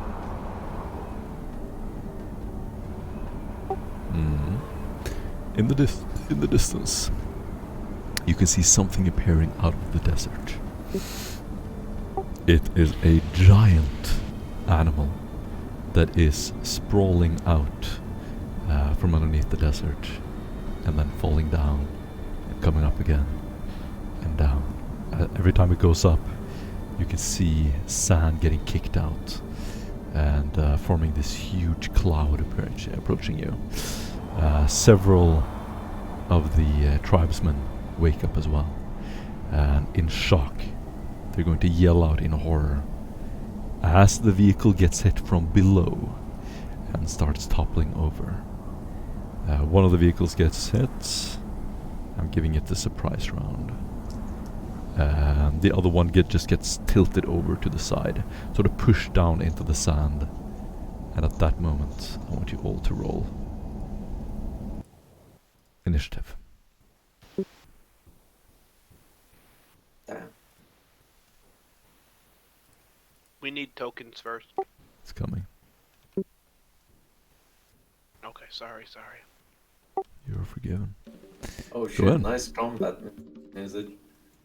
I guess your dream to take on the dangerous animals of planet has come true, Captain Morpheus. Yeah, it definitely does. It's very scary.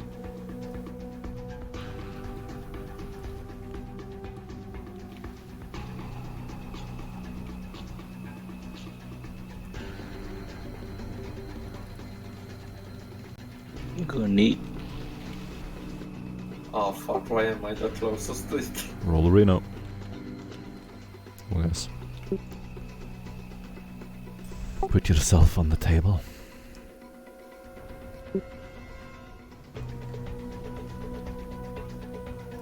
Oh, how come I'm not on the scoreboard? I rolled. Select your token and then press the agility initiative button. I'm gonna go there I am. 15-second turns You'll be this combat. automatically- You have 15 seconds to describe it. Do everything before it's your turn. Pay attention. Do not watch YouTube or do other things. Aaron, I will... don't worry, just hang in there. You will be able to play very soon. Go ahead and do the turn order, or Yeah, I'm just waiting for everyone format to it. finish. Okay. Who are we missing? We're missing... Oh no, he's not here. Alright. Cat Morpheus, it's your turn. You wake up and you see a giant monster appearing from under the desert.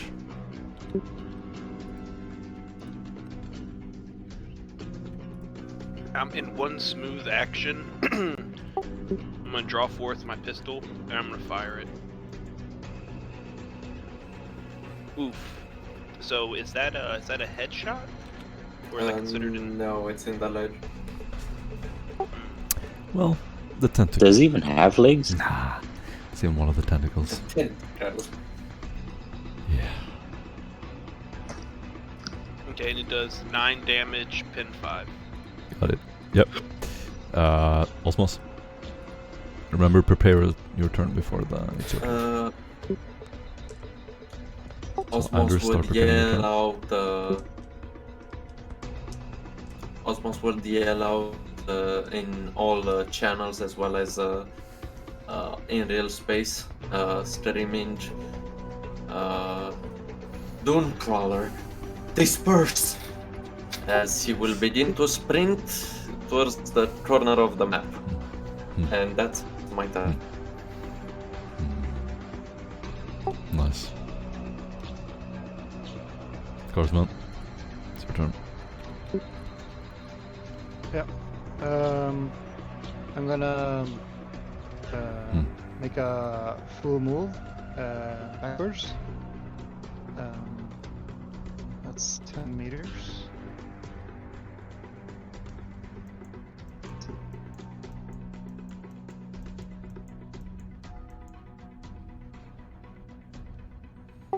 Yeah, if you want a full I'm move, gonna- you can also run. So full move is your full action. Yeah, I just want a.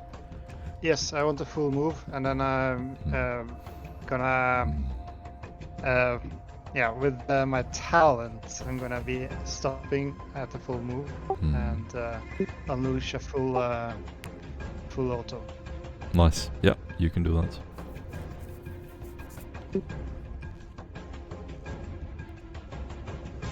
So just sprinting past the cars, past your captain, turning around and shooting. Can I just say something before it attacks? Yeah, go. Boy, the Emperor's teeth. That's a lot bigger than in the picture books. Nice reference. Yes. I love it. Yeah. That's a hit to the the body, I think. Yes. Yeah. Damage. Yeah. Always call out the damage. Yeah, I'm trying. First time. You actually have to roll. Was it at full auto? Yes, it was. But I've already calculated. I have 0 on the attempt, and this was 4 successes. So I'm going to roll the damage, but I have to do it manually. Yeah. So first damage is 8 penetration 3. 8 penetration 3. Okay.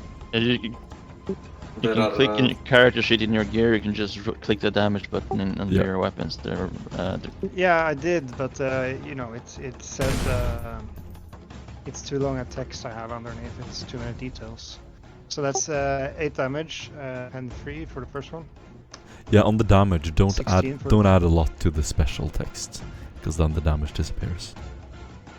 Yeah. So just reduce. I gotta remove it. Alright, So, you fire your gun and it okay, sort of, I'm the gonna- explosions blast up the belly of the beast as it stands up in front of you. Yeah.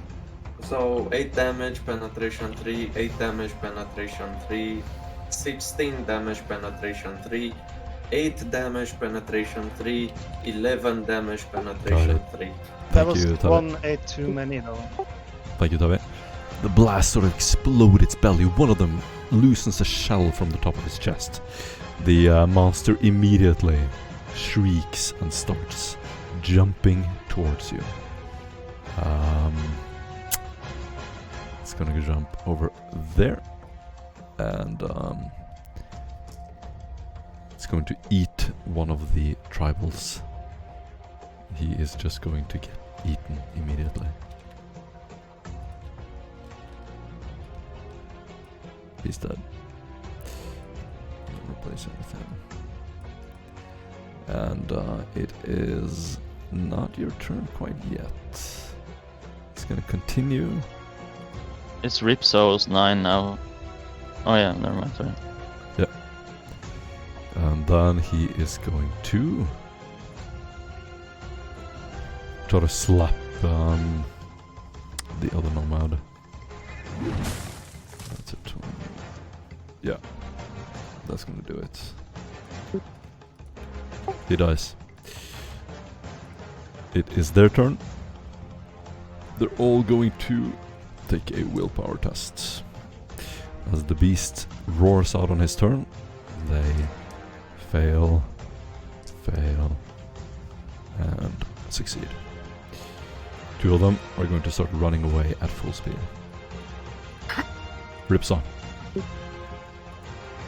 Yes, I shall point my hand cannon at them and fire. Well, I'll half aim as well. Because... no, that's not a point blank. It's short range, I believe.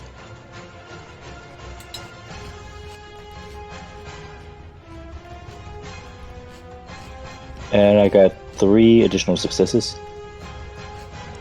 Nice. I do 9 damage, penetration 2.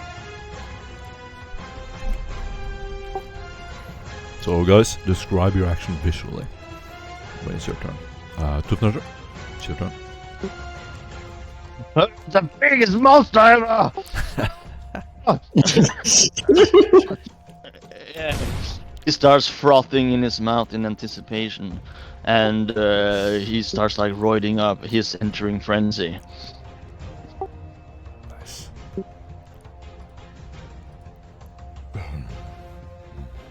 That's my turn. It takes Awesome. all the turn. Morpheus. Yeah, I'm gonna step up, reholster my serpentina, and unfurling from my back is gonna come my glaive. And everyone within probably about a 20-30 foot radius would hear a zoom as I activate it, and it begins humming with a static charge. Awesome. Tavi. Osborn would lay after running, he would, in a spinning motion, kicking sand under his feet, getting everywhere on his person, lays down sights on the creature and lets out at the highest power capabilities of his long las a bolt of red lightning towards the creature and his size modifier from it. And I'm gonna use Blade Master to re-roll my roll.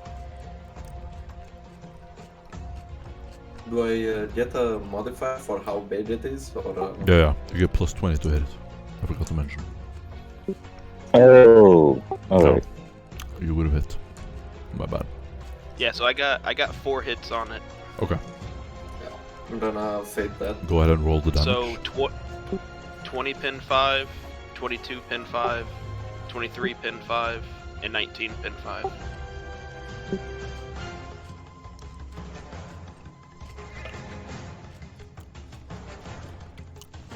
And it fucking jams. My weapon jams. Well, that's nice.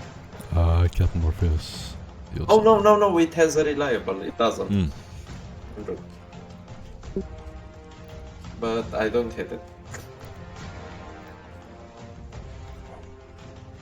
That's my turn. Also, Dark has done 20 I can see damage it. I can see it. penetration I can see fire. it. Gorsman, go.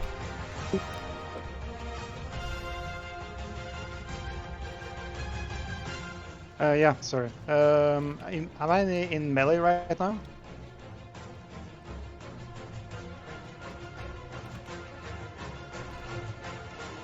Hello? It didn't. It's your turn, attack you, then you're not. Gorsman, go. Yeah, I tried to ask something, but it's okay. I move back to this ring thereabouts, and I'm gonna make another full auto on the creature, which is not in melee yet, right? Moving is a full action. You cannot shoot. Oh, wait, you have your talent. Yeah, but I then have the talent. you attract an attack opportunity. So I was in melee. Alright, so you Hello? want to run or not? He wants to know if he's in melee or not. That's why he was asking Yeah. in the first place. Do you want to run? You are in melee. It's confirmed. Okay, if I was in melee, I want to disengage. Then Alright. disengage. The Okay. behemoth is going to attack you, Morpheus. Do you want to dodge?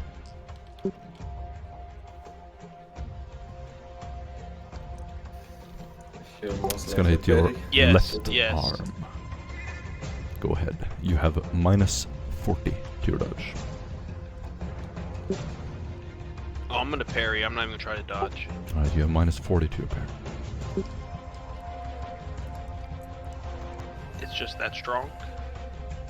Inescapable attack. Inescapable attack. 2 degrees of success. And I get to hit him again. And I get to Sick. hit him again. Yeah, you do.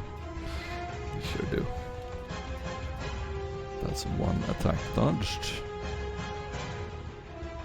Nice. Oof.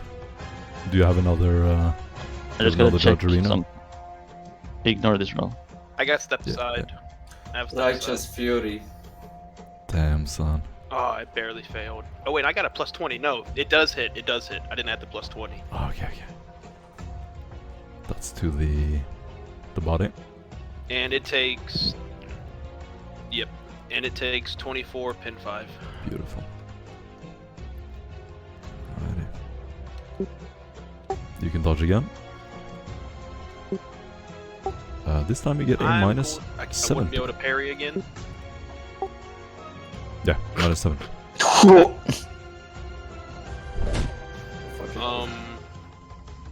Jesus. Okay. Bye. I'm gonna do this as fair as possible. It is attacking your left arm. Let's see. Okay, yeah, I failed that time. Attacking your left arm. That's going to be one of the mouth spines. So it's opening its mouth, and these small spines stick out, and one of them sort of stabs your right arm, left arm. You don't have enough time to jump out of the way, and you can feel it sort of piercing through your skin. And you take 19 impact damage, 5 penetration. Okay.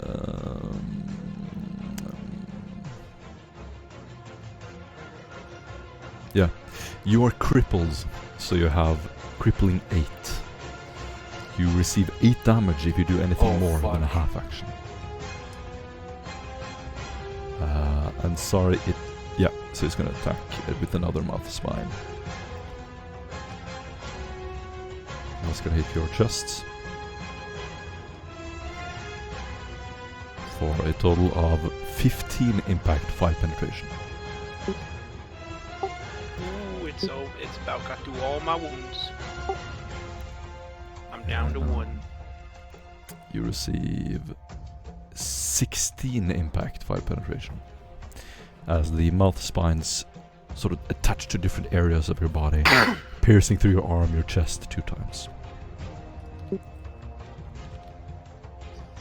That was 16, 5 penetration.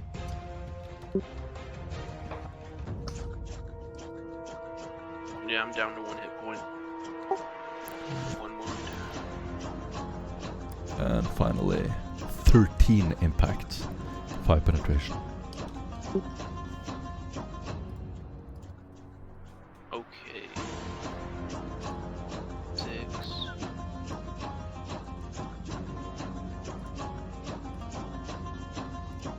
-5. Let's do the chest, I believe.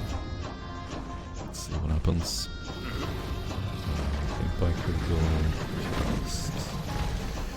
A solid blow to the chest pulverizes the target's innards, and he is momentarily doubles over in pain, clutching himself and crying in agony.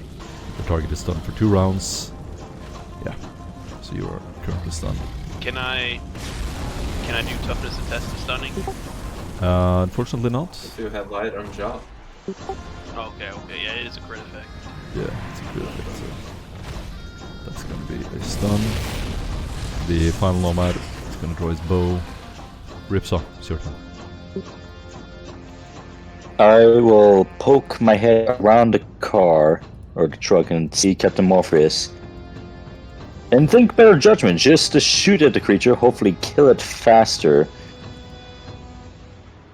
So that way I can administer care to Captain Morpheus.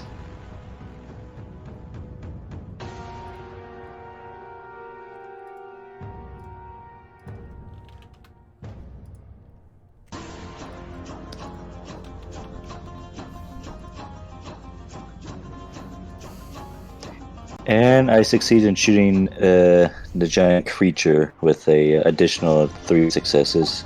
Nice. And I do 6 damage, pen 2. 36. I got it. Yep. The bullet sort of pierces its armor, goes into the flesh. These fleshy bits that Captain Morpheus has pulverized. Almost like it's just splashing out this green goo. Tooth Gnasher. Captain Morpheus, don't move!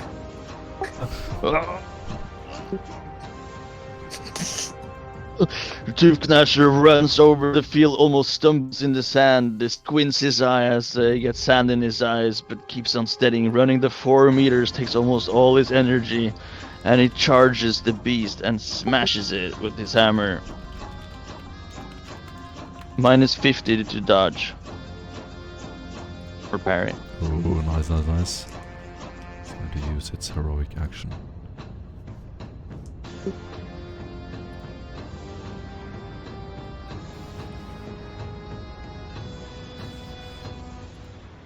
Tooth Gnasher, you hit it. Deal 28 damage, pen 4. Beautiful. And then he's going to hit again. He takes acid blow, connects to his side. He's going to put this lever up and hit him from high above. His hammer blow! Nice. You get a plus 20. Remember, you get plus 20 to hit. Alright, I'm gonna... I use my inspiration, 9 fate point. Ooh. That is still a miss, unfortunately. Now I'm using my inspiration. Ah, okay. Your fate point. And it's an all-out attack. Yeah, so let's go. Here we go. Sick. You And cannot do all-out damage. attack. You cannot do all-out attack after running. Okay. It is still a full round action though, so it's minus 30. The additional degrees don't really count. Okay. So I do 24, 30 damage pen 4. Sick. Yeah. You Because slash I add across strength to this. its... And he has to take it's a concussing 2. Mm-hmm. That's a fail. Let me just... So he has to roll Let me for see. not be stunned. I don't know. Let me see, concussive is that's a toughness, isn't it? Yeah. Yeah, so it's maybe minus the- 20. It succeeds. Yeah, makes the toughness minus 1. The creature succeeds. You cut out a large part of its belly, blood pouring out over both of you. Captain Morpheus, you are stunned roaming around. Osmos, 3, 2 more Osmos rounds. fires his last round once more, praying to the Messiah, and hits him in the arm, which I presume is a tentacle. Yeah. If he wishes to dodge, he dodges with a minus 70. And he will deal...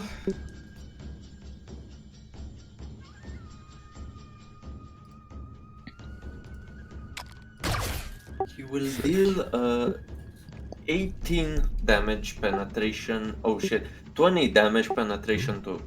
Nice. Definitely gonna hit it. One of the tentacles falls off. Guardsman.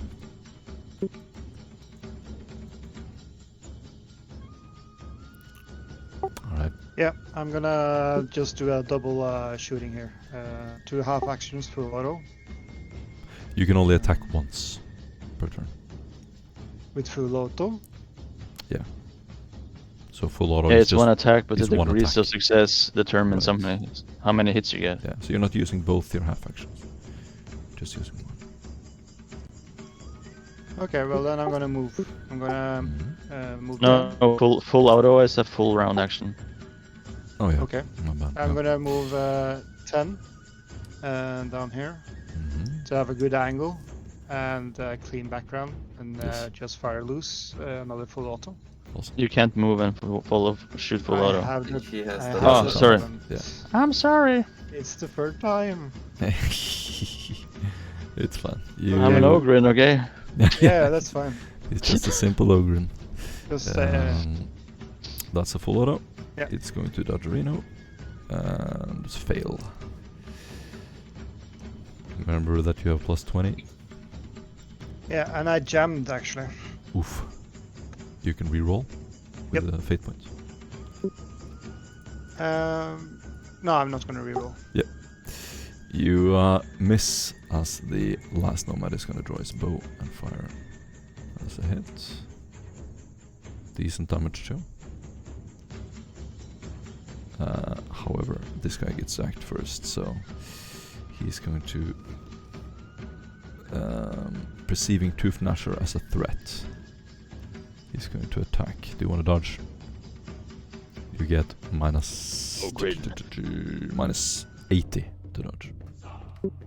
Tooth Gnasher doesn't block. I can't block. Can't block. Tooth Measure does not believe in preemptive measures. I'm using like all out attack all the time anyway.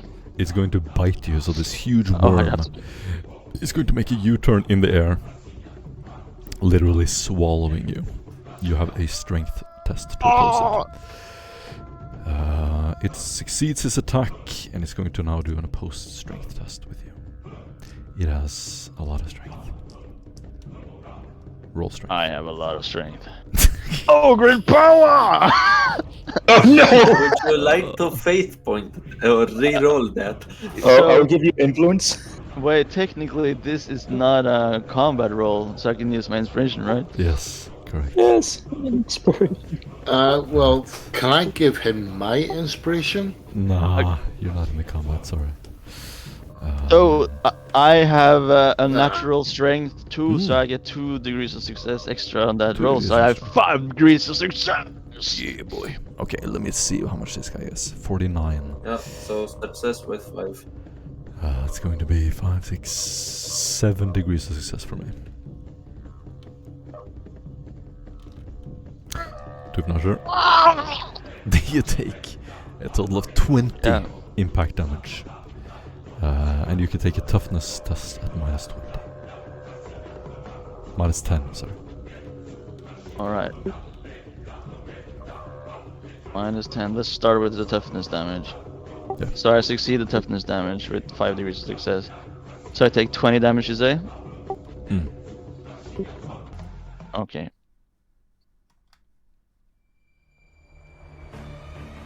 And how much armor penetration? None.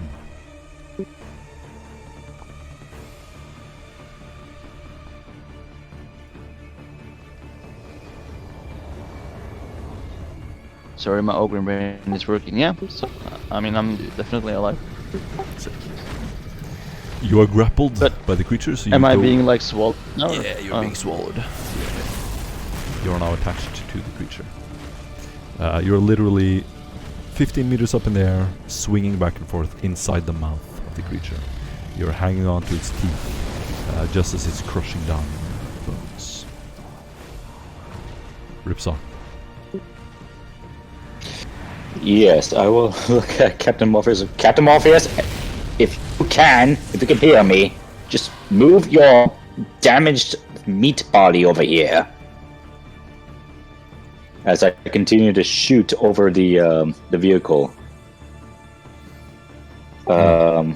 with my hand cannon, but of course I have my hand cannon kind of like what was it? Like how I have like Words, come on. like you know how like the gangsters have their guns, like they show like to the side. I have it pointed to the side or whatever. Oh my god, fuck's Yes. sake. Yes, I'm doing that. We understand. It's cool. You know, a hand cannon is like a revolver. Yeah. Yes, That doesn't stop him. that does not stop me. The role play. Oh. And I click. Okay. 12 damage. Yeah. Yeah, it looks cool though. Looks damn cool. You're leaning it sideways, and it's going to just plink off the shadow of this creature. Tufnasher. You are grappled. You can use your weapon, actually. And? Well, if that's the case, I'm gonna give you a I'm minus going to 20 take my on your attack. inside its mouth. Gnasher tries to find his foothold between his teeth. His foot is planted between his teeth, and the predator's other teeth is lodged deep inside his shoulder. As he's like aching, trying to resist to be crushed, he takes out his hammer and smashes it up in the big wall from the inside while he's shouting and roaring. Nobody tooth gnashes, tooth gnash! Ah! And then You get an inspiration point. he does an all-out attack in there. No dodgerinos for me. Fuck yeah. I'm not even gonna 10 try to degrees dodge. of success! What? Minus 100 dodge! And Minus 100 righteous dodge? fury! Motherfucker. What the fuck? I can't even No, dodge it's- this. It's actually more. It's plus. Actually more damage. So it's Fuck. 30. And that's a 36 critical. damage. And effect. 4. Hold on, 34? Yeah, that's gonna do I'll it. roll it. You kill it. 36 actually. What does it look like? The top. As you all are Go on, standing, you're Tooth seeing Tooth Gnasher shout and the creature almost like crunching his mouth, almost sealing it. Then all of a sudden, like on a volcano erupture, the force of hammer blow burst his brain head up through the head of his skull. The creature spasms and shackles and like crashes into the sand. and for a moment there is nothing happening before you see Tooth Gnasher awkwardly stumble out in a fury of a haze and take a big tooth that's stuck in his shoulder and like pull it out, and turns around and starts smashing the creature again and again.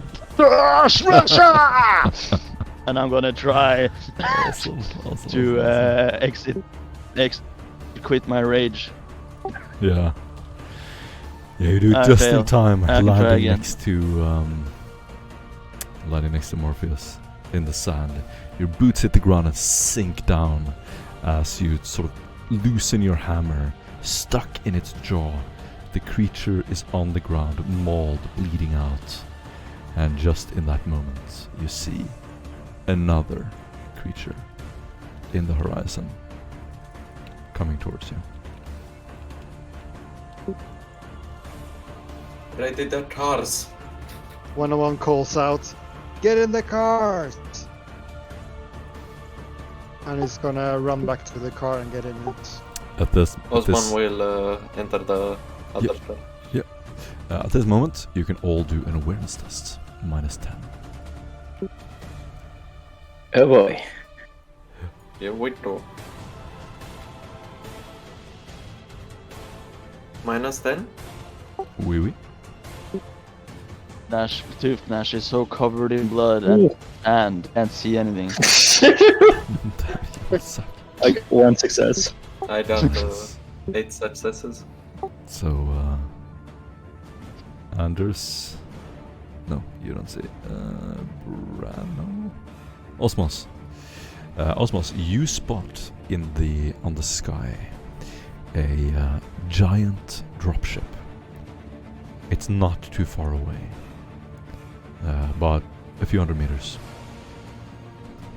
It's flying towards you.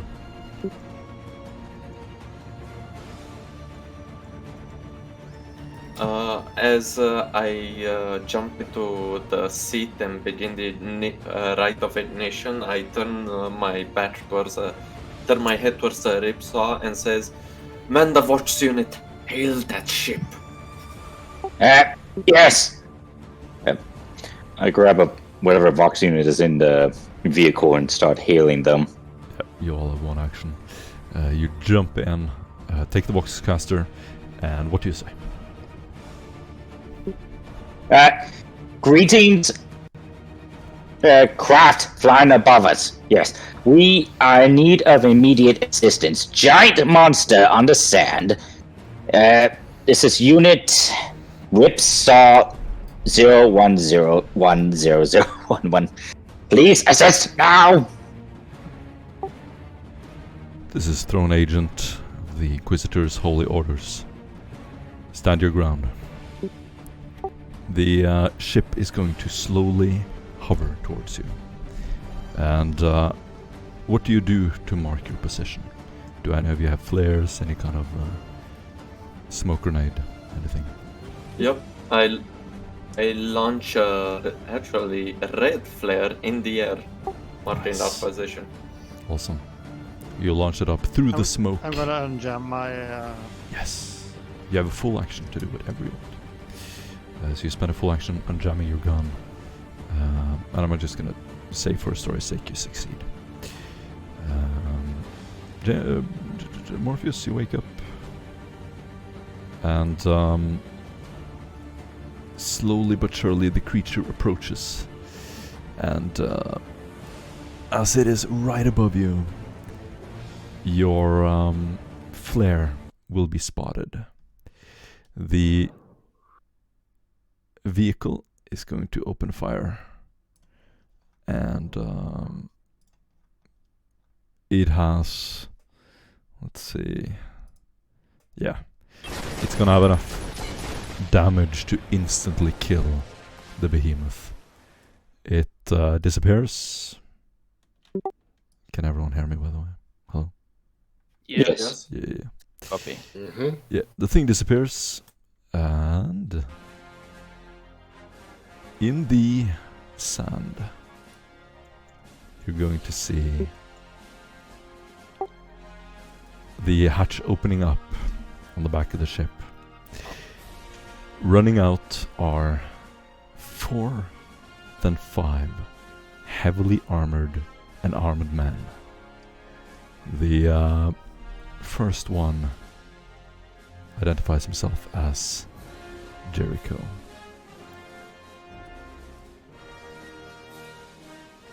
And you are from this moment on free to choose whether you want to continue as your acolyte or your Imperial Guardsman.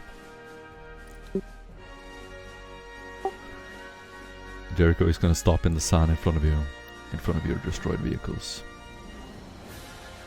The ship kicks up sand all around you, and you're left standing there, completely covered.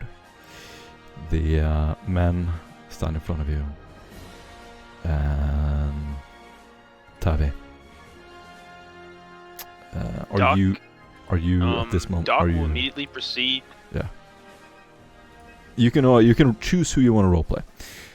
Your acolyte or your Imperial Guardsman. Yeah, I'm since gonna Captain Morpheus is in crit damage, I'm just gonna say he's unconscious during all this, impaled to the ground. So Doc's gonna run up and begin triaging the patient who's impaled into the ground. I'm gonna play as the guardsman for now. Yes.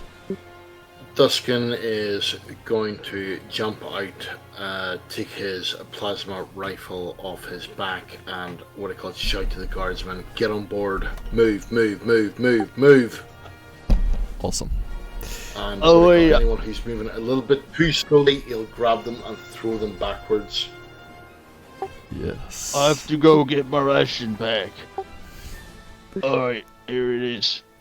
Nasher puts like something that looks like a bag that is supposed to be used to field the rocket launchers and stuff inside, but it's filled with ogre rations. And he grabs it over his shoulders and joins the new merry band that has arrived. That's a mighty impressive ship you got there. And as the Ogren goes past, what I call Duskin will actually take out a ration pack and throw it to him and say, have something to eat. You look kind of beat. Oh, continue playing as my guardsman Ripsaw. Yes. And I'll scramble onto the blessed aircraft and go, yes, something more suitable. Doc, how we doing? The captain stabilized. I'm gonna need assistance bringing his body into the craft. Nice. Okay, on my way. Yeah, the captain's And now at I'll a crit grab his damage. feet and- He has 2 wounds. Awesome. You carry the man into the craft and fly off. You are now free to fly wherever you want. I'm gonna say that Jericho is probably flying. Where do you want to go? Yeah. I think I have a boo-boo in my shoulder. The Acolytes. I'll see if I can do anything for it. Doc holds his hand up, immediately seeing the tech priest stepping forward to do administration on the Ogren, and says, out of the way. Out of the way, spare parts. I'll see to this. You dareth?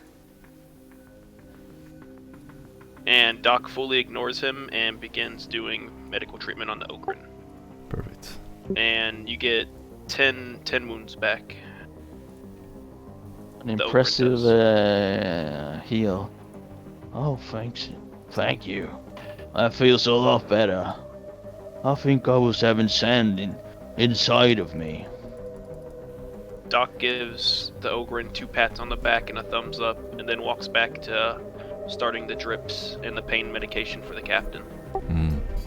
Perfect. So, who are you anyway? What's going on?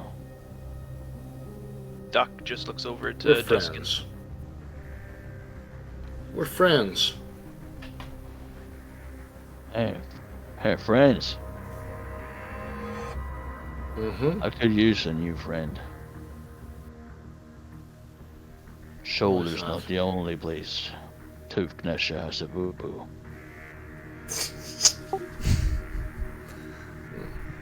Well, once our doctor is dealt with, we're looking after him, he'll actually sort you out. Don't you worry about it, alright? And he's going to make a wee fist and put it out for a fist bump. How does everyone know the secret language to befriend Ogrins? I love fist bumps. I'm gonna excitedly. Anyone who has been in the jar knows that. Because everyone loves fist bumps. Well, he'll fist bump you. Excitedly. So it is, and what it called, once he actually moves his fist away, Dusk will actually, grab his fist and say, don't worry, we'll look after them. I'm gonna take a nap. You do that. Yes. And Duskin is going to go onto the comm and say, he's going to go on the comm and say, we need to actually get to,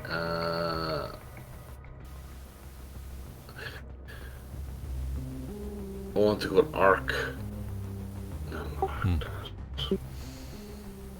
You all fly back to Arc Terminal, and if you want to do something specific role-playing wise, we can do that. Sorry.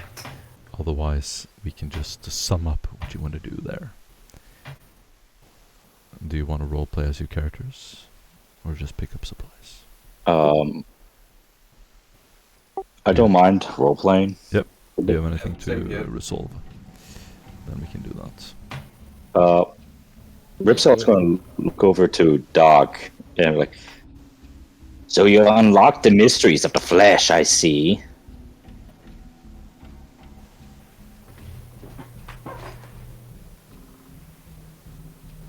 How many years? Says nothing.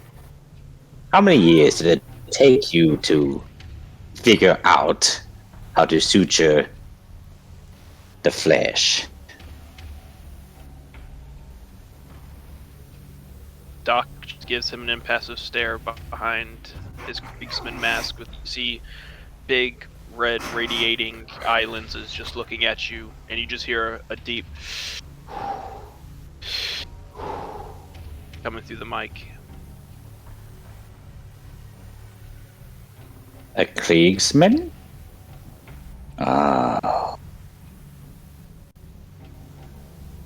Your people have been through lots.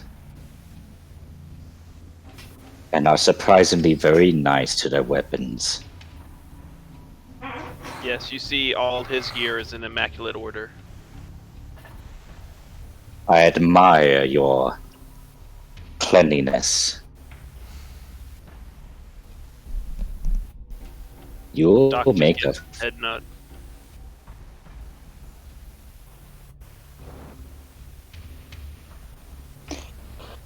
I'm just going to just sit back and just pet my dog then. You finally land on the roof of the Arc Terminal. Sand kicking up around you. The floodlights illuminating the ceiling to the base. There is a landing pad and a couple of Imperial Navy men who flag you down as you land and slowly start pouring out. The Imperial Guardsmen and then the Acolytes.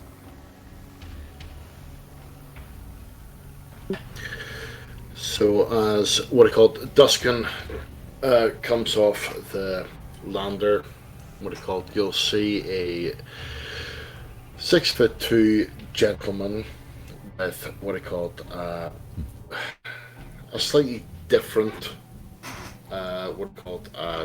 garb that he had beforehand. You'll be able to see that he's wearing a black outer coat with a broad-brimmed black hat.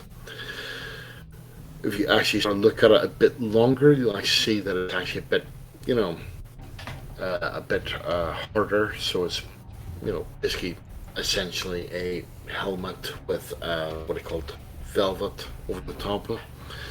And yeah, he's with purpose towards basically the main. Sorry, hold on. Sorry, excuse me. He's actually working. Bless you. Thank you. He's actually working towards the main communications area. Says and is making looks towards Doc, saying, "You know, do you want to come with me?" I look back to Duskin and over the private microbead set up for our unit. I just say, once I get the captain into the infirmary, I'll be right there. And I look to one of the Imperial Guardsmen.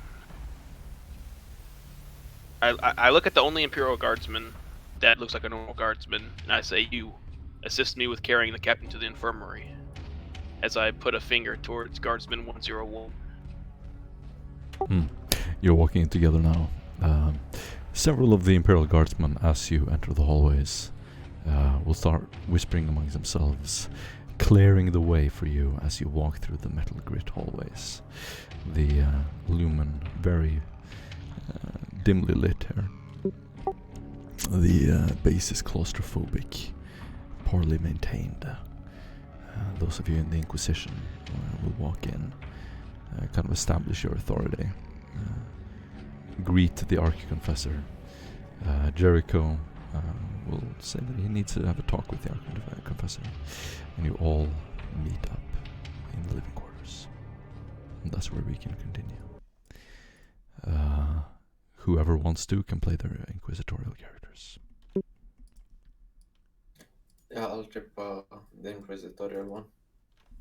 Yeah, Doc continues with Guardsman 101 to the infirmary to go ahead and put the captain in there. Yes. And it's your game. What do you do? Is it okay if I continue playing my playing Ripsaw? So, like I said, you can choose. I'll whichever continue character you're playing not Ripsaw. playing is just chilling, doing downtime activities.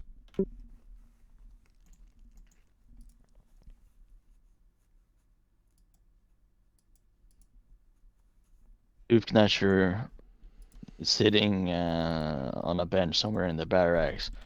He's looking at the teeth he pulled out of his shoulder. It's this massive fang, I suppose. And he looks in the color picture book and tries to find the creature that he met, and puts the picture of and measures the size difference between the fang and the fang in the picture. Seems really drawn into this book.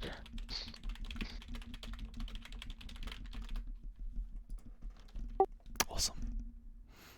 You all meet up in the room.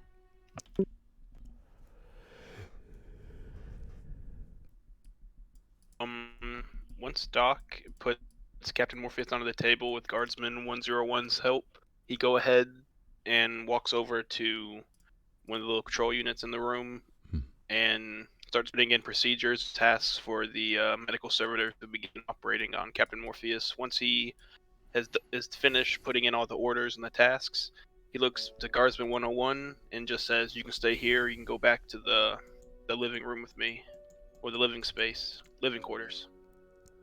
Yeah, I'll join you back there. And then Captain Morpheus just quickly walks back towards the living quarters. Perfect. The smell of medicine and the bright lights fill your senses as you step on the clearly metal grit floor. There are 2 doors and 2 medical servitors.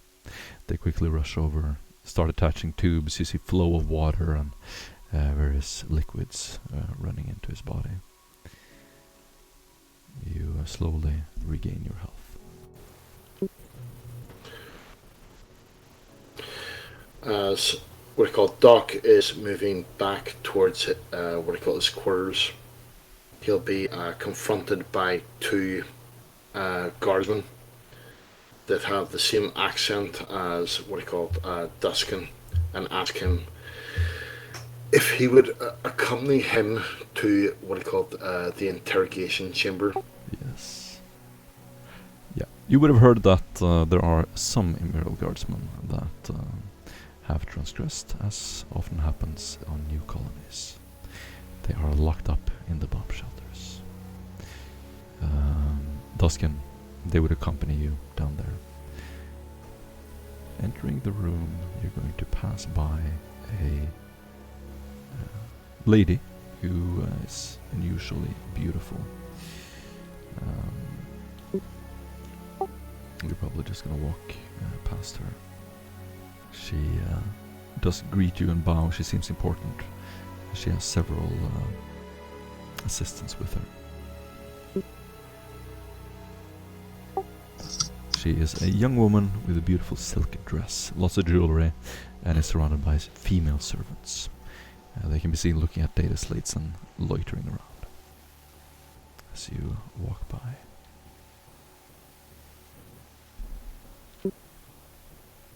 What do you do? Do I know her name at all? Yeah, you would have read about her in the file. Yeah, she's a baroness, and she is here to make sure the world is properly terraformed.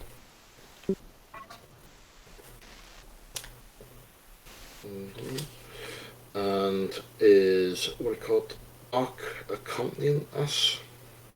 Yes, Doc is with you.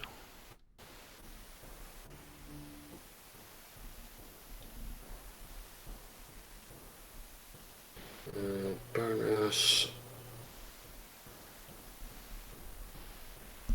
Doc, you can also say something or do something if you want. Yeah, Doc's just gonna keep quiet as Skin.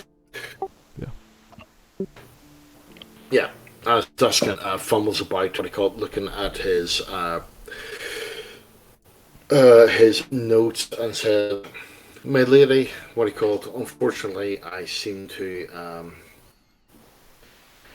have misplaced your name. Do you wish to provide that to me?" She leans forward, displaying her hand.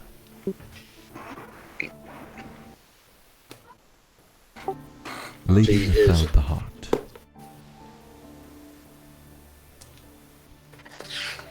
I was sent here by my father, Duke Erhard of Sen. Without the heart. I'm sure you heard.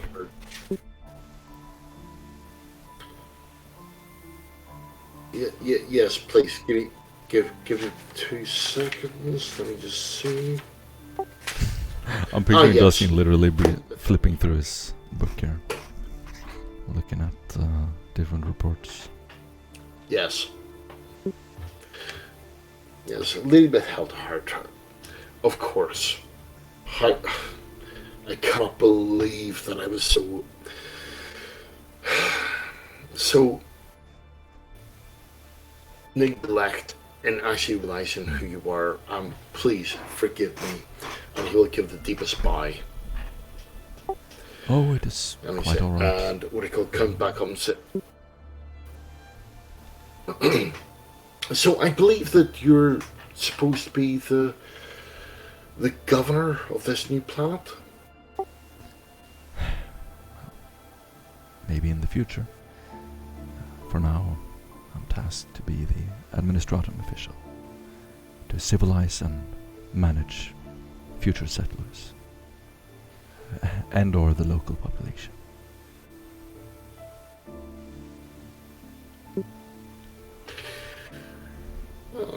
The local population?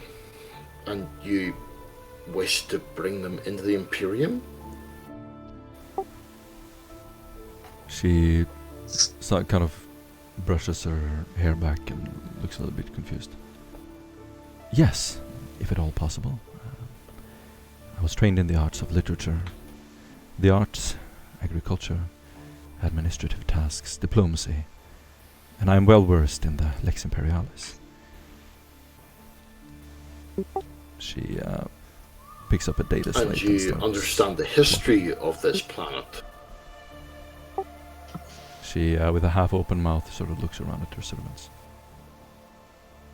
I do?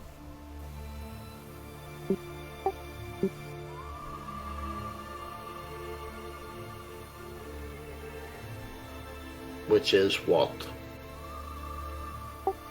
Excuse me, Mr.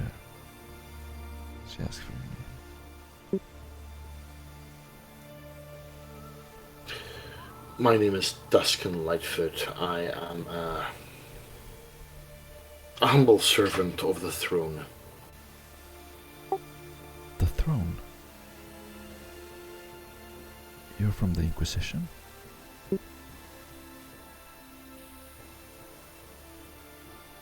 She looks you over slowly, hiding her emotions, forming a stern expression.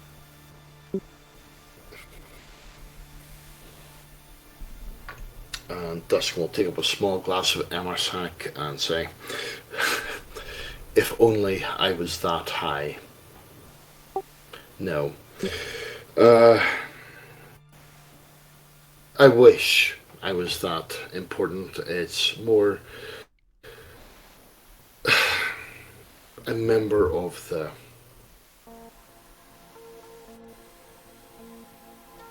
Imperial Guard? I can't even say I can't even say the ecclesiarchy, or I can't say the administratum. I'm simply not that. Just do a -10 charm test. You can do a straight fellowship. Yeah, if you I'm want. actually wondering. You can do a -10. No, I'll Whatever. take a charm test actually. Go for it. Doc, you're probably standing in the back. Go ahead and change your names on roll 20. Shaking his If head you want and to, if you want to play the "What a Acolytes, twat." change your setting name so that I see your proper name on the pilot. And Alright, okay. So it was minus what? -10 charm. Minus 10. Do the rest of you want to do anything while he's rolling? Sorry. Please do, because my computer is stalling. 101 is just gonna check up on his stubber since it jammed last time. Yes. Your stubber is fine.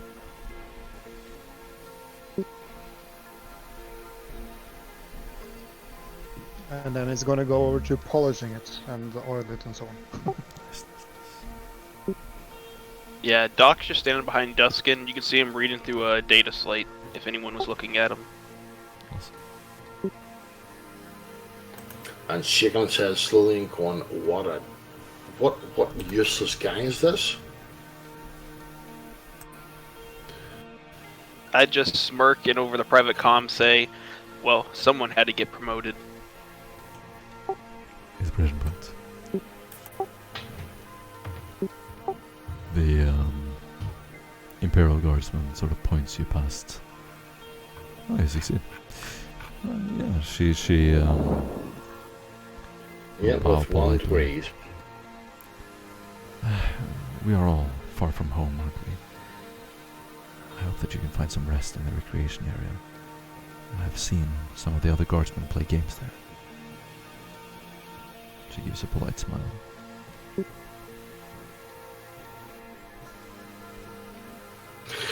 And as Duskin's actually leaving, he'll stop and turn it and say,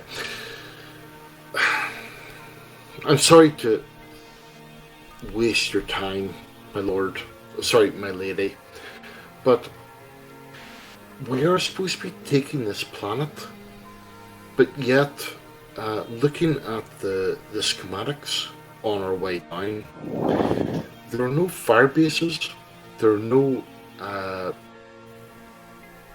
we haven't expanded from our initial landings, and as you can see, and he'll actually show what he called the tattoos on his arm, saying, as a guardsman, it seems rather strange. We seem to be in a defensive posture. Do a deceive test. You get a +10.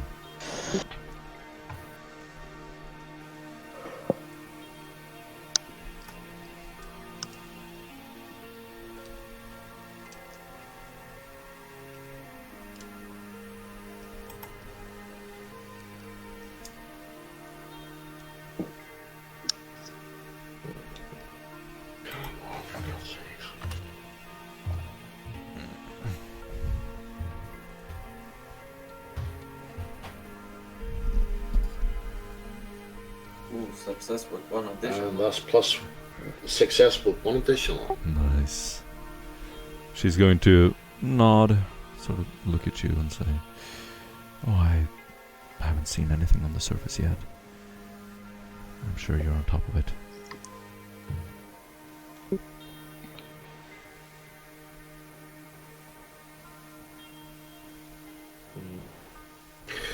Indeed, my lady.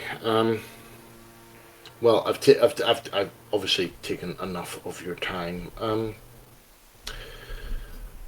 One further thing. How much ecclesia?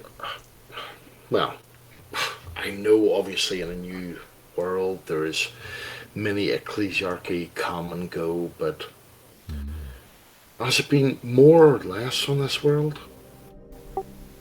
Ecclesiarchy? She asks. Kind of confused.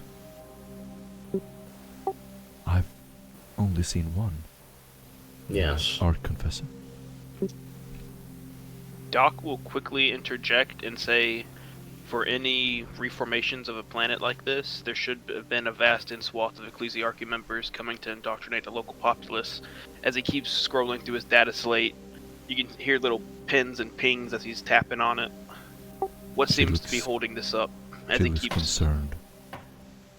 Oh, I have no idea. I'm just there to settle the world. Once you've done your job, of course.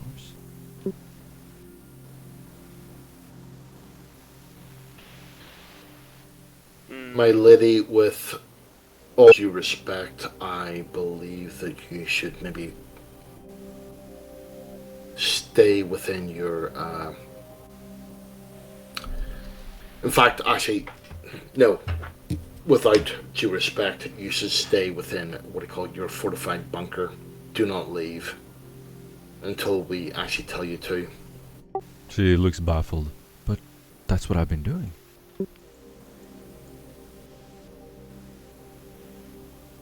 Pardon? I didn't plan to go anywhere.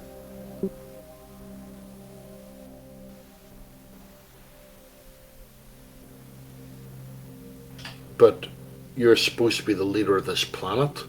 Why have you not been? She giggles to herself. At which point, what do you call? No, I'm not supposed to be the leader of this planet.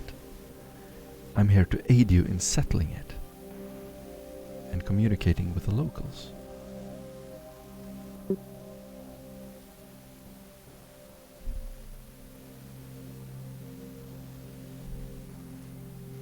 No.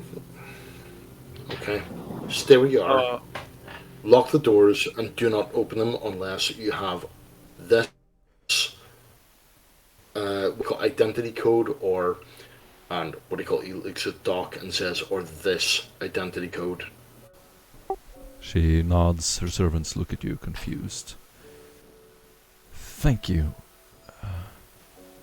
Thanks to all of you for everything you do. Imperial tithes will be issued to this world in the future, and I pray that you'll be here to witness it. She bows as you pass her. Walking further into the dark corridors, you see literally a prison door, and inside is a series of Imperial Guardsmen, including Private McKay. What gjør du?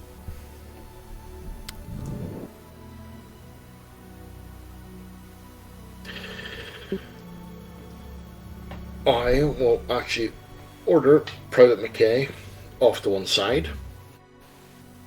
Again with Doc. And interrogate him. As soon as Doc sees Duskin going forward to interrogate one of the prisoners, he laughs quietly, but of course you can hear it over the comm, and opens up a big black bag he brought with him. Mm. And you just see all manner of tools being brought out. You see IV lines, and you see a weird colored pouch that I bring out through an IV with the IV lines, and it's almost golden like Amasek. You can just describe the scene. What do you call it? Since you obviously can't roleplay both sides. As he actually, Just describe it Sorry. visually, kind of like Sorry, this happens, and yeah, you don't have to do the role playing. yeah, just actually sort of say what I call it beforehand. What I call it, we take him to a private room, and before we actually start to interrogate him, I actually inform Doc of what I've what I call sent to you.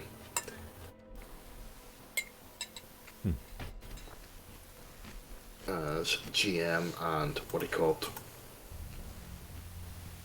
Basically, yeah.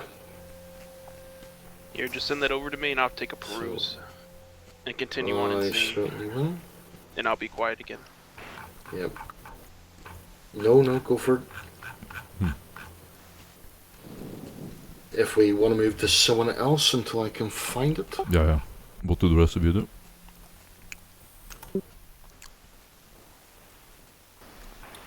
Um, 101 is going to ask about the cars that we left behind, or did we leave them behind and take the dropship back? No, I'm gonna say you eventually start them up, drove them into the lander. So are we going to make another run for the mission we were on? I suggest we wait for the captain's orders. Especially. But isn't he like in a very bad state right now? Wouldn't that take a while? Yes. Yes, enough time for us to examine everyone and ensure everyone's in great health, starting with you. Oh, okay. Yes, let's go into the medical facility. I'll need you to take off your armor so I can get a closer examination. 101 is gonna unknowingly go to the medical and start taking off his equipment.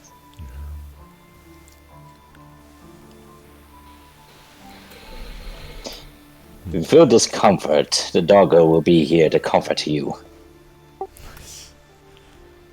Huh. Yeah. Personally, I would have preferred Tooth Gnasher.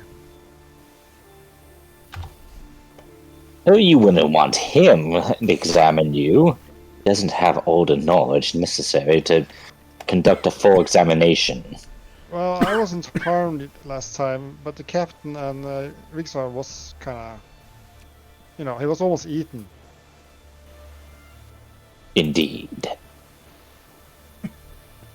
It's a miracle that I even found a new escape route from said creature. Now hold still as I grab his arm to freaking start, taking blood. Awesome. 101 is gonna tighten his bulging biceps to make the veins appear.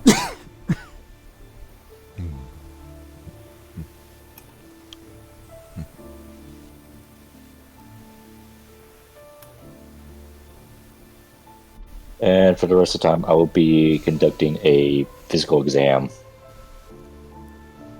Awesome. Yeah. What do you do, guys? Marius stood in the living quarters. Nobody seemed to pay him any attention. He saw the dead priest and the guardsman interact, thinking to himself, this one must be the biologist. He looks over at the ordering, checking his book. The ordering, of course, like all others, paying no attention to his presence, of course. This is all by design. After he had his fill of the members, the possible members that will accompany him in what is to come, he travels the corridors of these facilities. Many guardsmen come and circulate through these many veins of metal and concrete. They all, however, seem to avoid the left side, the side which Marius uses to traverse They looked back after a while, thinking to themselves, why did I avoid that? It would have been better if we walked side by side. Did you say something? To which the other guardsman would say, no, nothing. I don't know, I just don't like that side, I guess. Nevertheless, Marius goes again and again, goes to the armory, a familiar sight. Checks the numpad. After so many trials, tribulation he has seen in his life, this is on the first FOB he has been present on, and he knows the combination. He presses the 0 button, not once, not twice, not thrice, but 8 times as the door beeps. Was that the code? Yeah. Damn. If you remember, that's the code that Samuel said. Okay. The door opens. You're gonna see Hector standing there with a rifle, slowly turning around, rifle in hand. He would see an empty doorway. The door opening on its own. Nice. Hector seems a bit dazzled a bit. Maybe it's a issue with the door. The mechanics should be alerted. They should have done their goddamn job. And in front of him, sitting, suddenly appears as if it was always there. This 2-meter tall, armored man with a cloak around him, on his shoulders the jaws of an unknown aquatic creature. It's this behemoth in armor looks at him with its bright blue eyes, saying, Hector, it's been too long since we last met. Hector is going to squint and walk towards you, slowly loading his weapon. Doesn't say anything as he slowly walks up close to you. In a slow motion, the armor giant removes his helmet, showing an old scar face. This Hector's- old man that Hector's face turns pale. He is quite tall as well. He has advanced cybernetic implants, wearing an armored overall with metal plates. He has intense blue eyes and slick back, light hair. He gives a slight grin as you approach, grabs your hand. a firm shake you shall receive indeed. With Marius. a smile. I was not Yes, expecting you. it's been- Why are you here? Did you join the others? Oh, Jericho? indeed. And not to boast, as he pulls from a compartment into his armor, he shows the rosette of the Inquisition. Officially, after 28 years, I have joined the Inquisition. He looks overjoyed as he points to the door. I heard you had an encounter. What happened? Were you involved? He starts running to the door, closing it. Nothing of the sort. The Acolytes that Caster has sent down, they had everything under control. I just hitched a ride and... Oh well, you know how I like to keep it. Keep my presence hidden until the right moment. Under control? I heard they lost one of the bikes.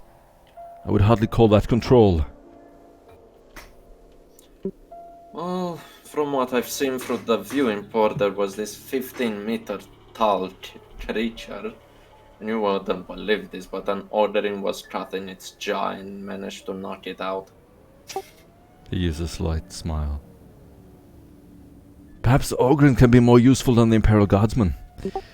I told the Confessor not to trust the Guardman, to keep a low profile. He seems Well, highly annoyed. Well, to be fair, you don't send Imperial Guardsmen to do a job of men of fortune. That is why Caster always required my company's services for so much time. Loading the weapon, he puts it down on the table, turns around. We are prey to any predators and armies lurking about. The Confessor did tell you that we spotted enemies, right? Armies, by the hundreds.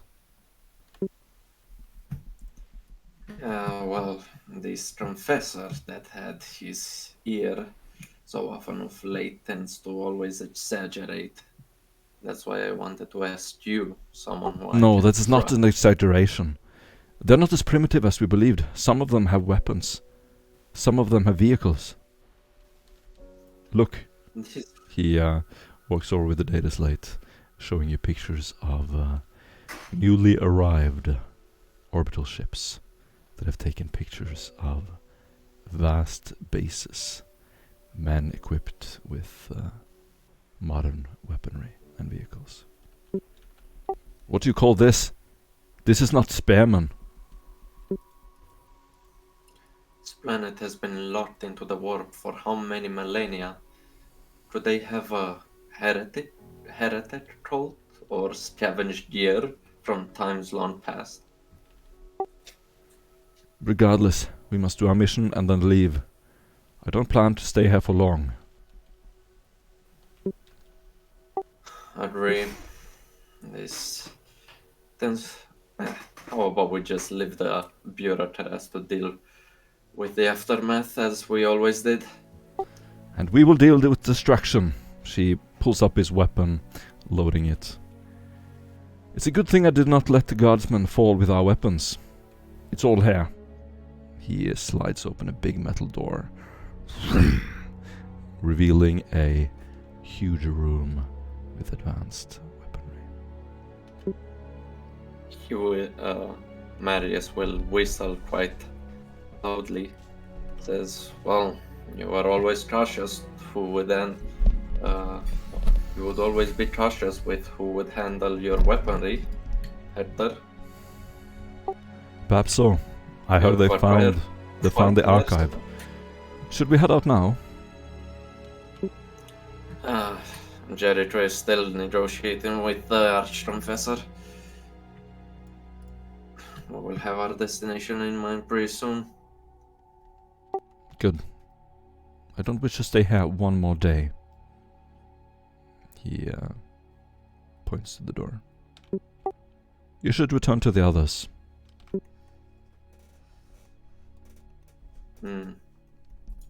Have you heard what happened lately? The attack? Yes, I heard. Tilia Storm has died. He looks confused.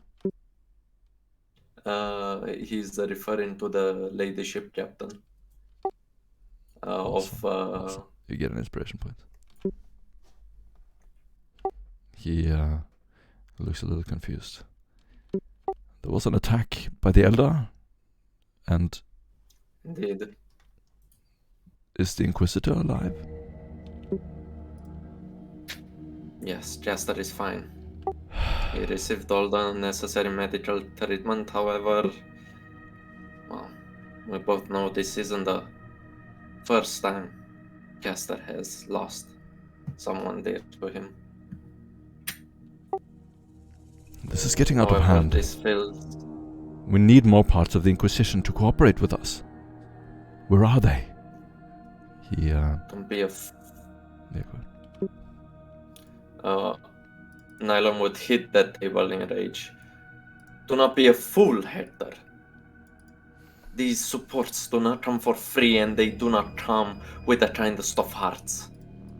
We all know how hard we've struggled to keep what we already have. Awesome. Do a charm test. You get a +10.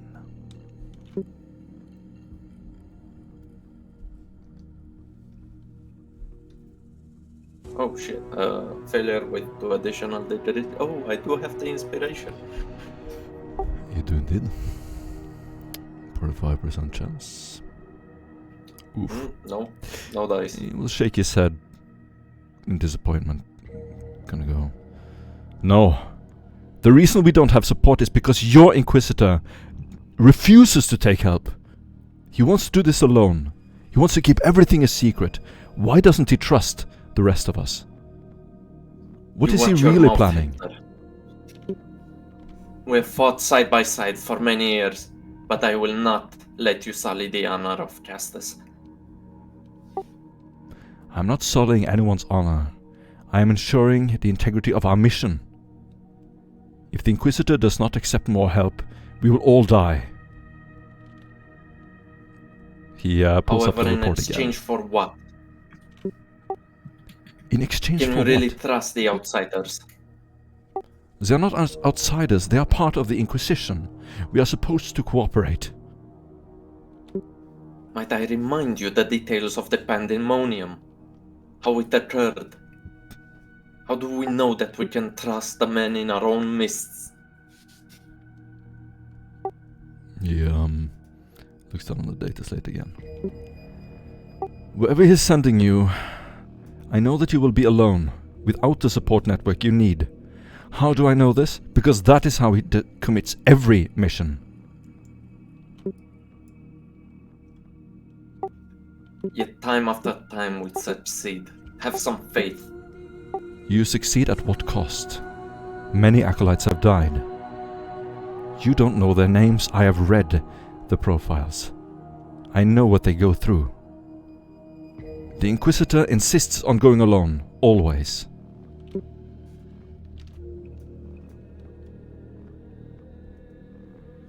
Hector. Cease. He has his reasons, more than any other of us.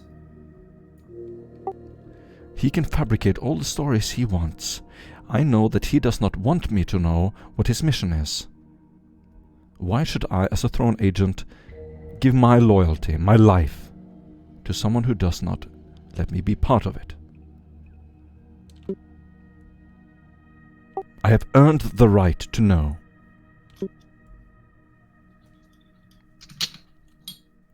You did, and you still do, Hector. But we both know that we cannot allow you to know. There are some people that are best protected by ignorance. Be grateful for that.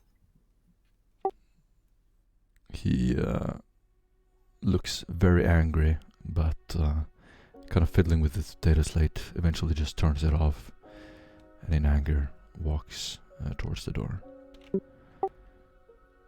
Tells the rest of your men that they can arm as well. They can take what they want. I am done with this place. Once we reach the archive, you're on your own.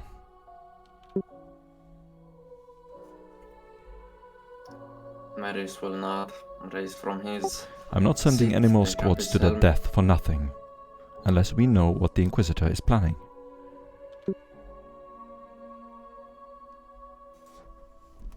You will not lay a hand on Hector's shoulder and say, it's not for nothing, Hector. It's for Askellon. He squints.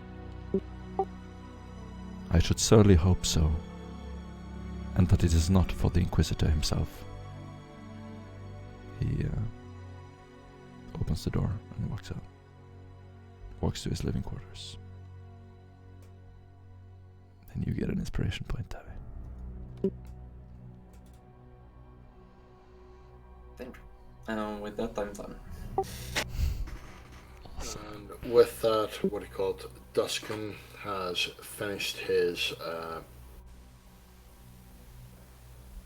interrogation of the person, and him and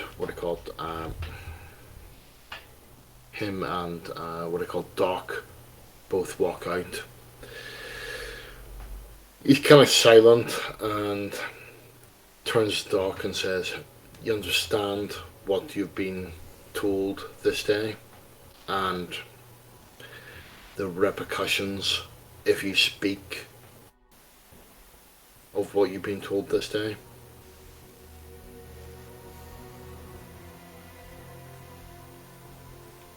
I'm gonna say Doc nods. He's either muted or AFK. Yeah. Doc gets a head nod. Damn, my bad. I keep forgetting I mute myself. Alright guys, what do you want to do? Do you have questions? Do you have anything you want to...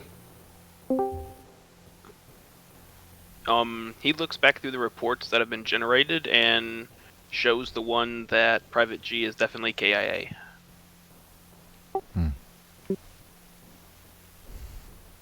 And where was he KIA? Was his body recovered? Reading back through the report, Doc says no, apparently Captain Morpheus left all the dead on scene as was.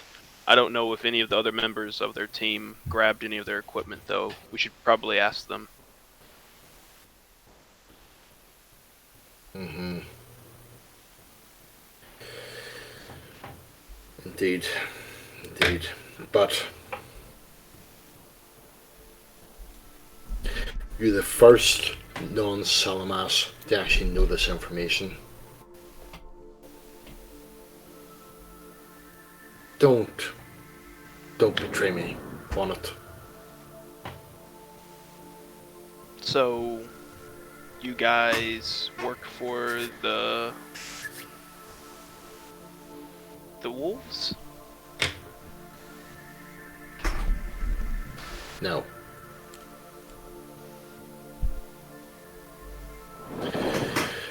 No, we don't. Perhaps I didn't actually explain it best. We don't work for anyone. We work for ourselves. We are looked over by other organizations. And a lot of them want us destroyed. I see. Which is why Private Mackay will need to be dealt with by myself, and I will need you to eradicate any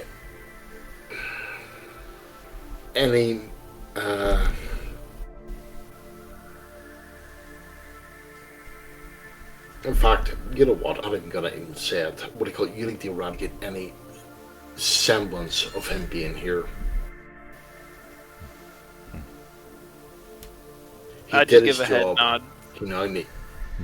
He now needs to disappear. And I quietly give a head nod, and then I head back to the room with where Private McKay was being held. He's sitting on the floor, defeated, shackled. I look down to him and I say, "Give me your arm." He slowly stands up, and you can just grab his arm. Okay, I reach out, grab his arm, pull out a big old fat syringe with a giant needle on it. I untwist off the giant needle, putting a smaller one, flip his arm over, look for a nice big old hand vein. I palpate it real quick, make sure it's rebounding, and I go in for a stick, advance it all the way, and then I very quickly, in one full push, give the full injection of this drug, which is potassium.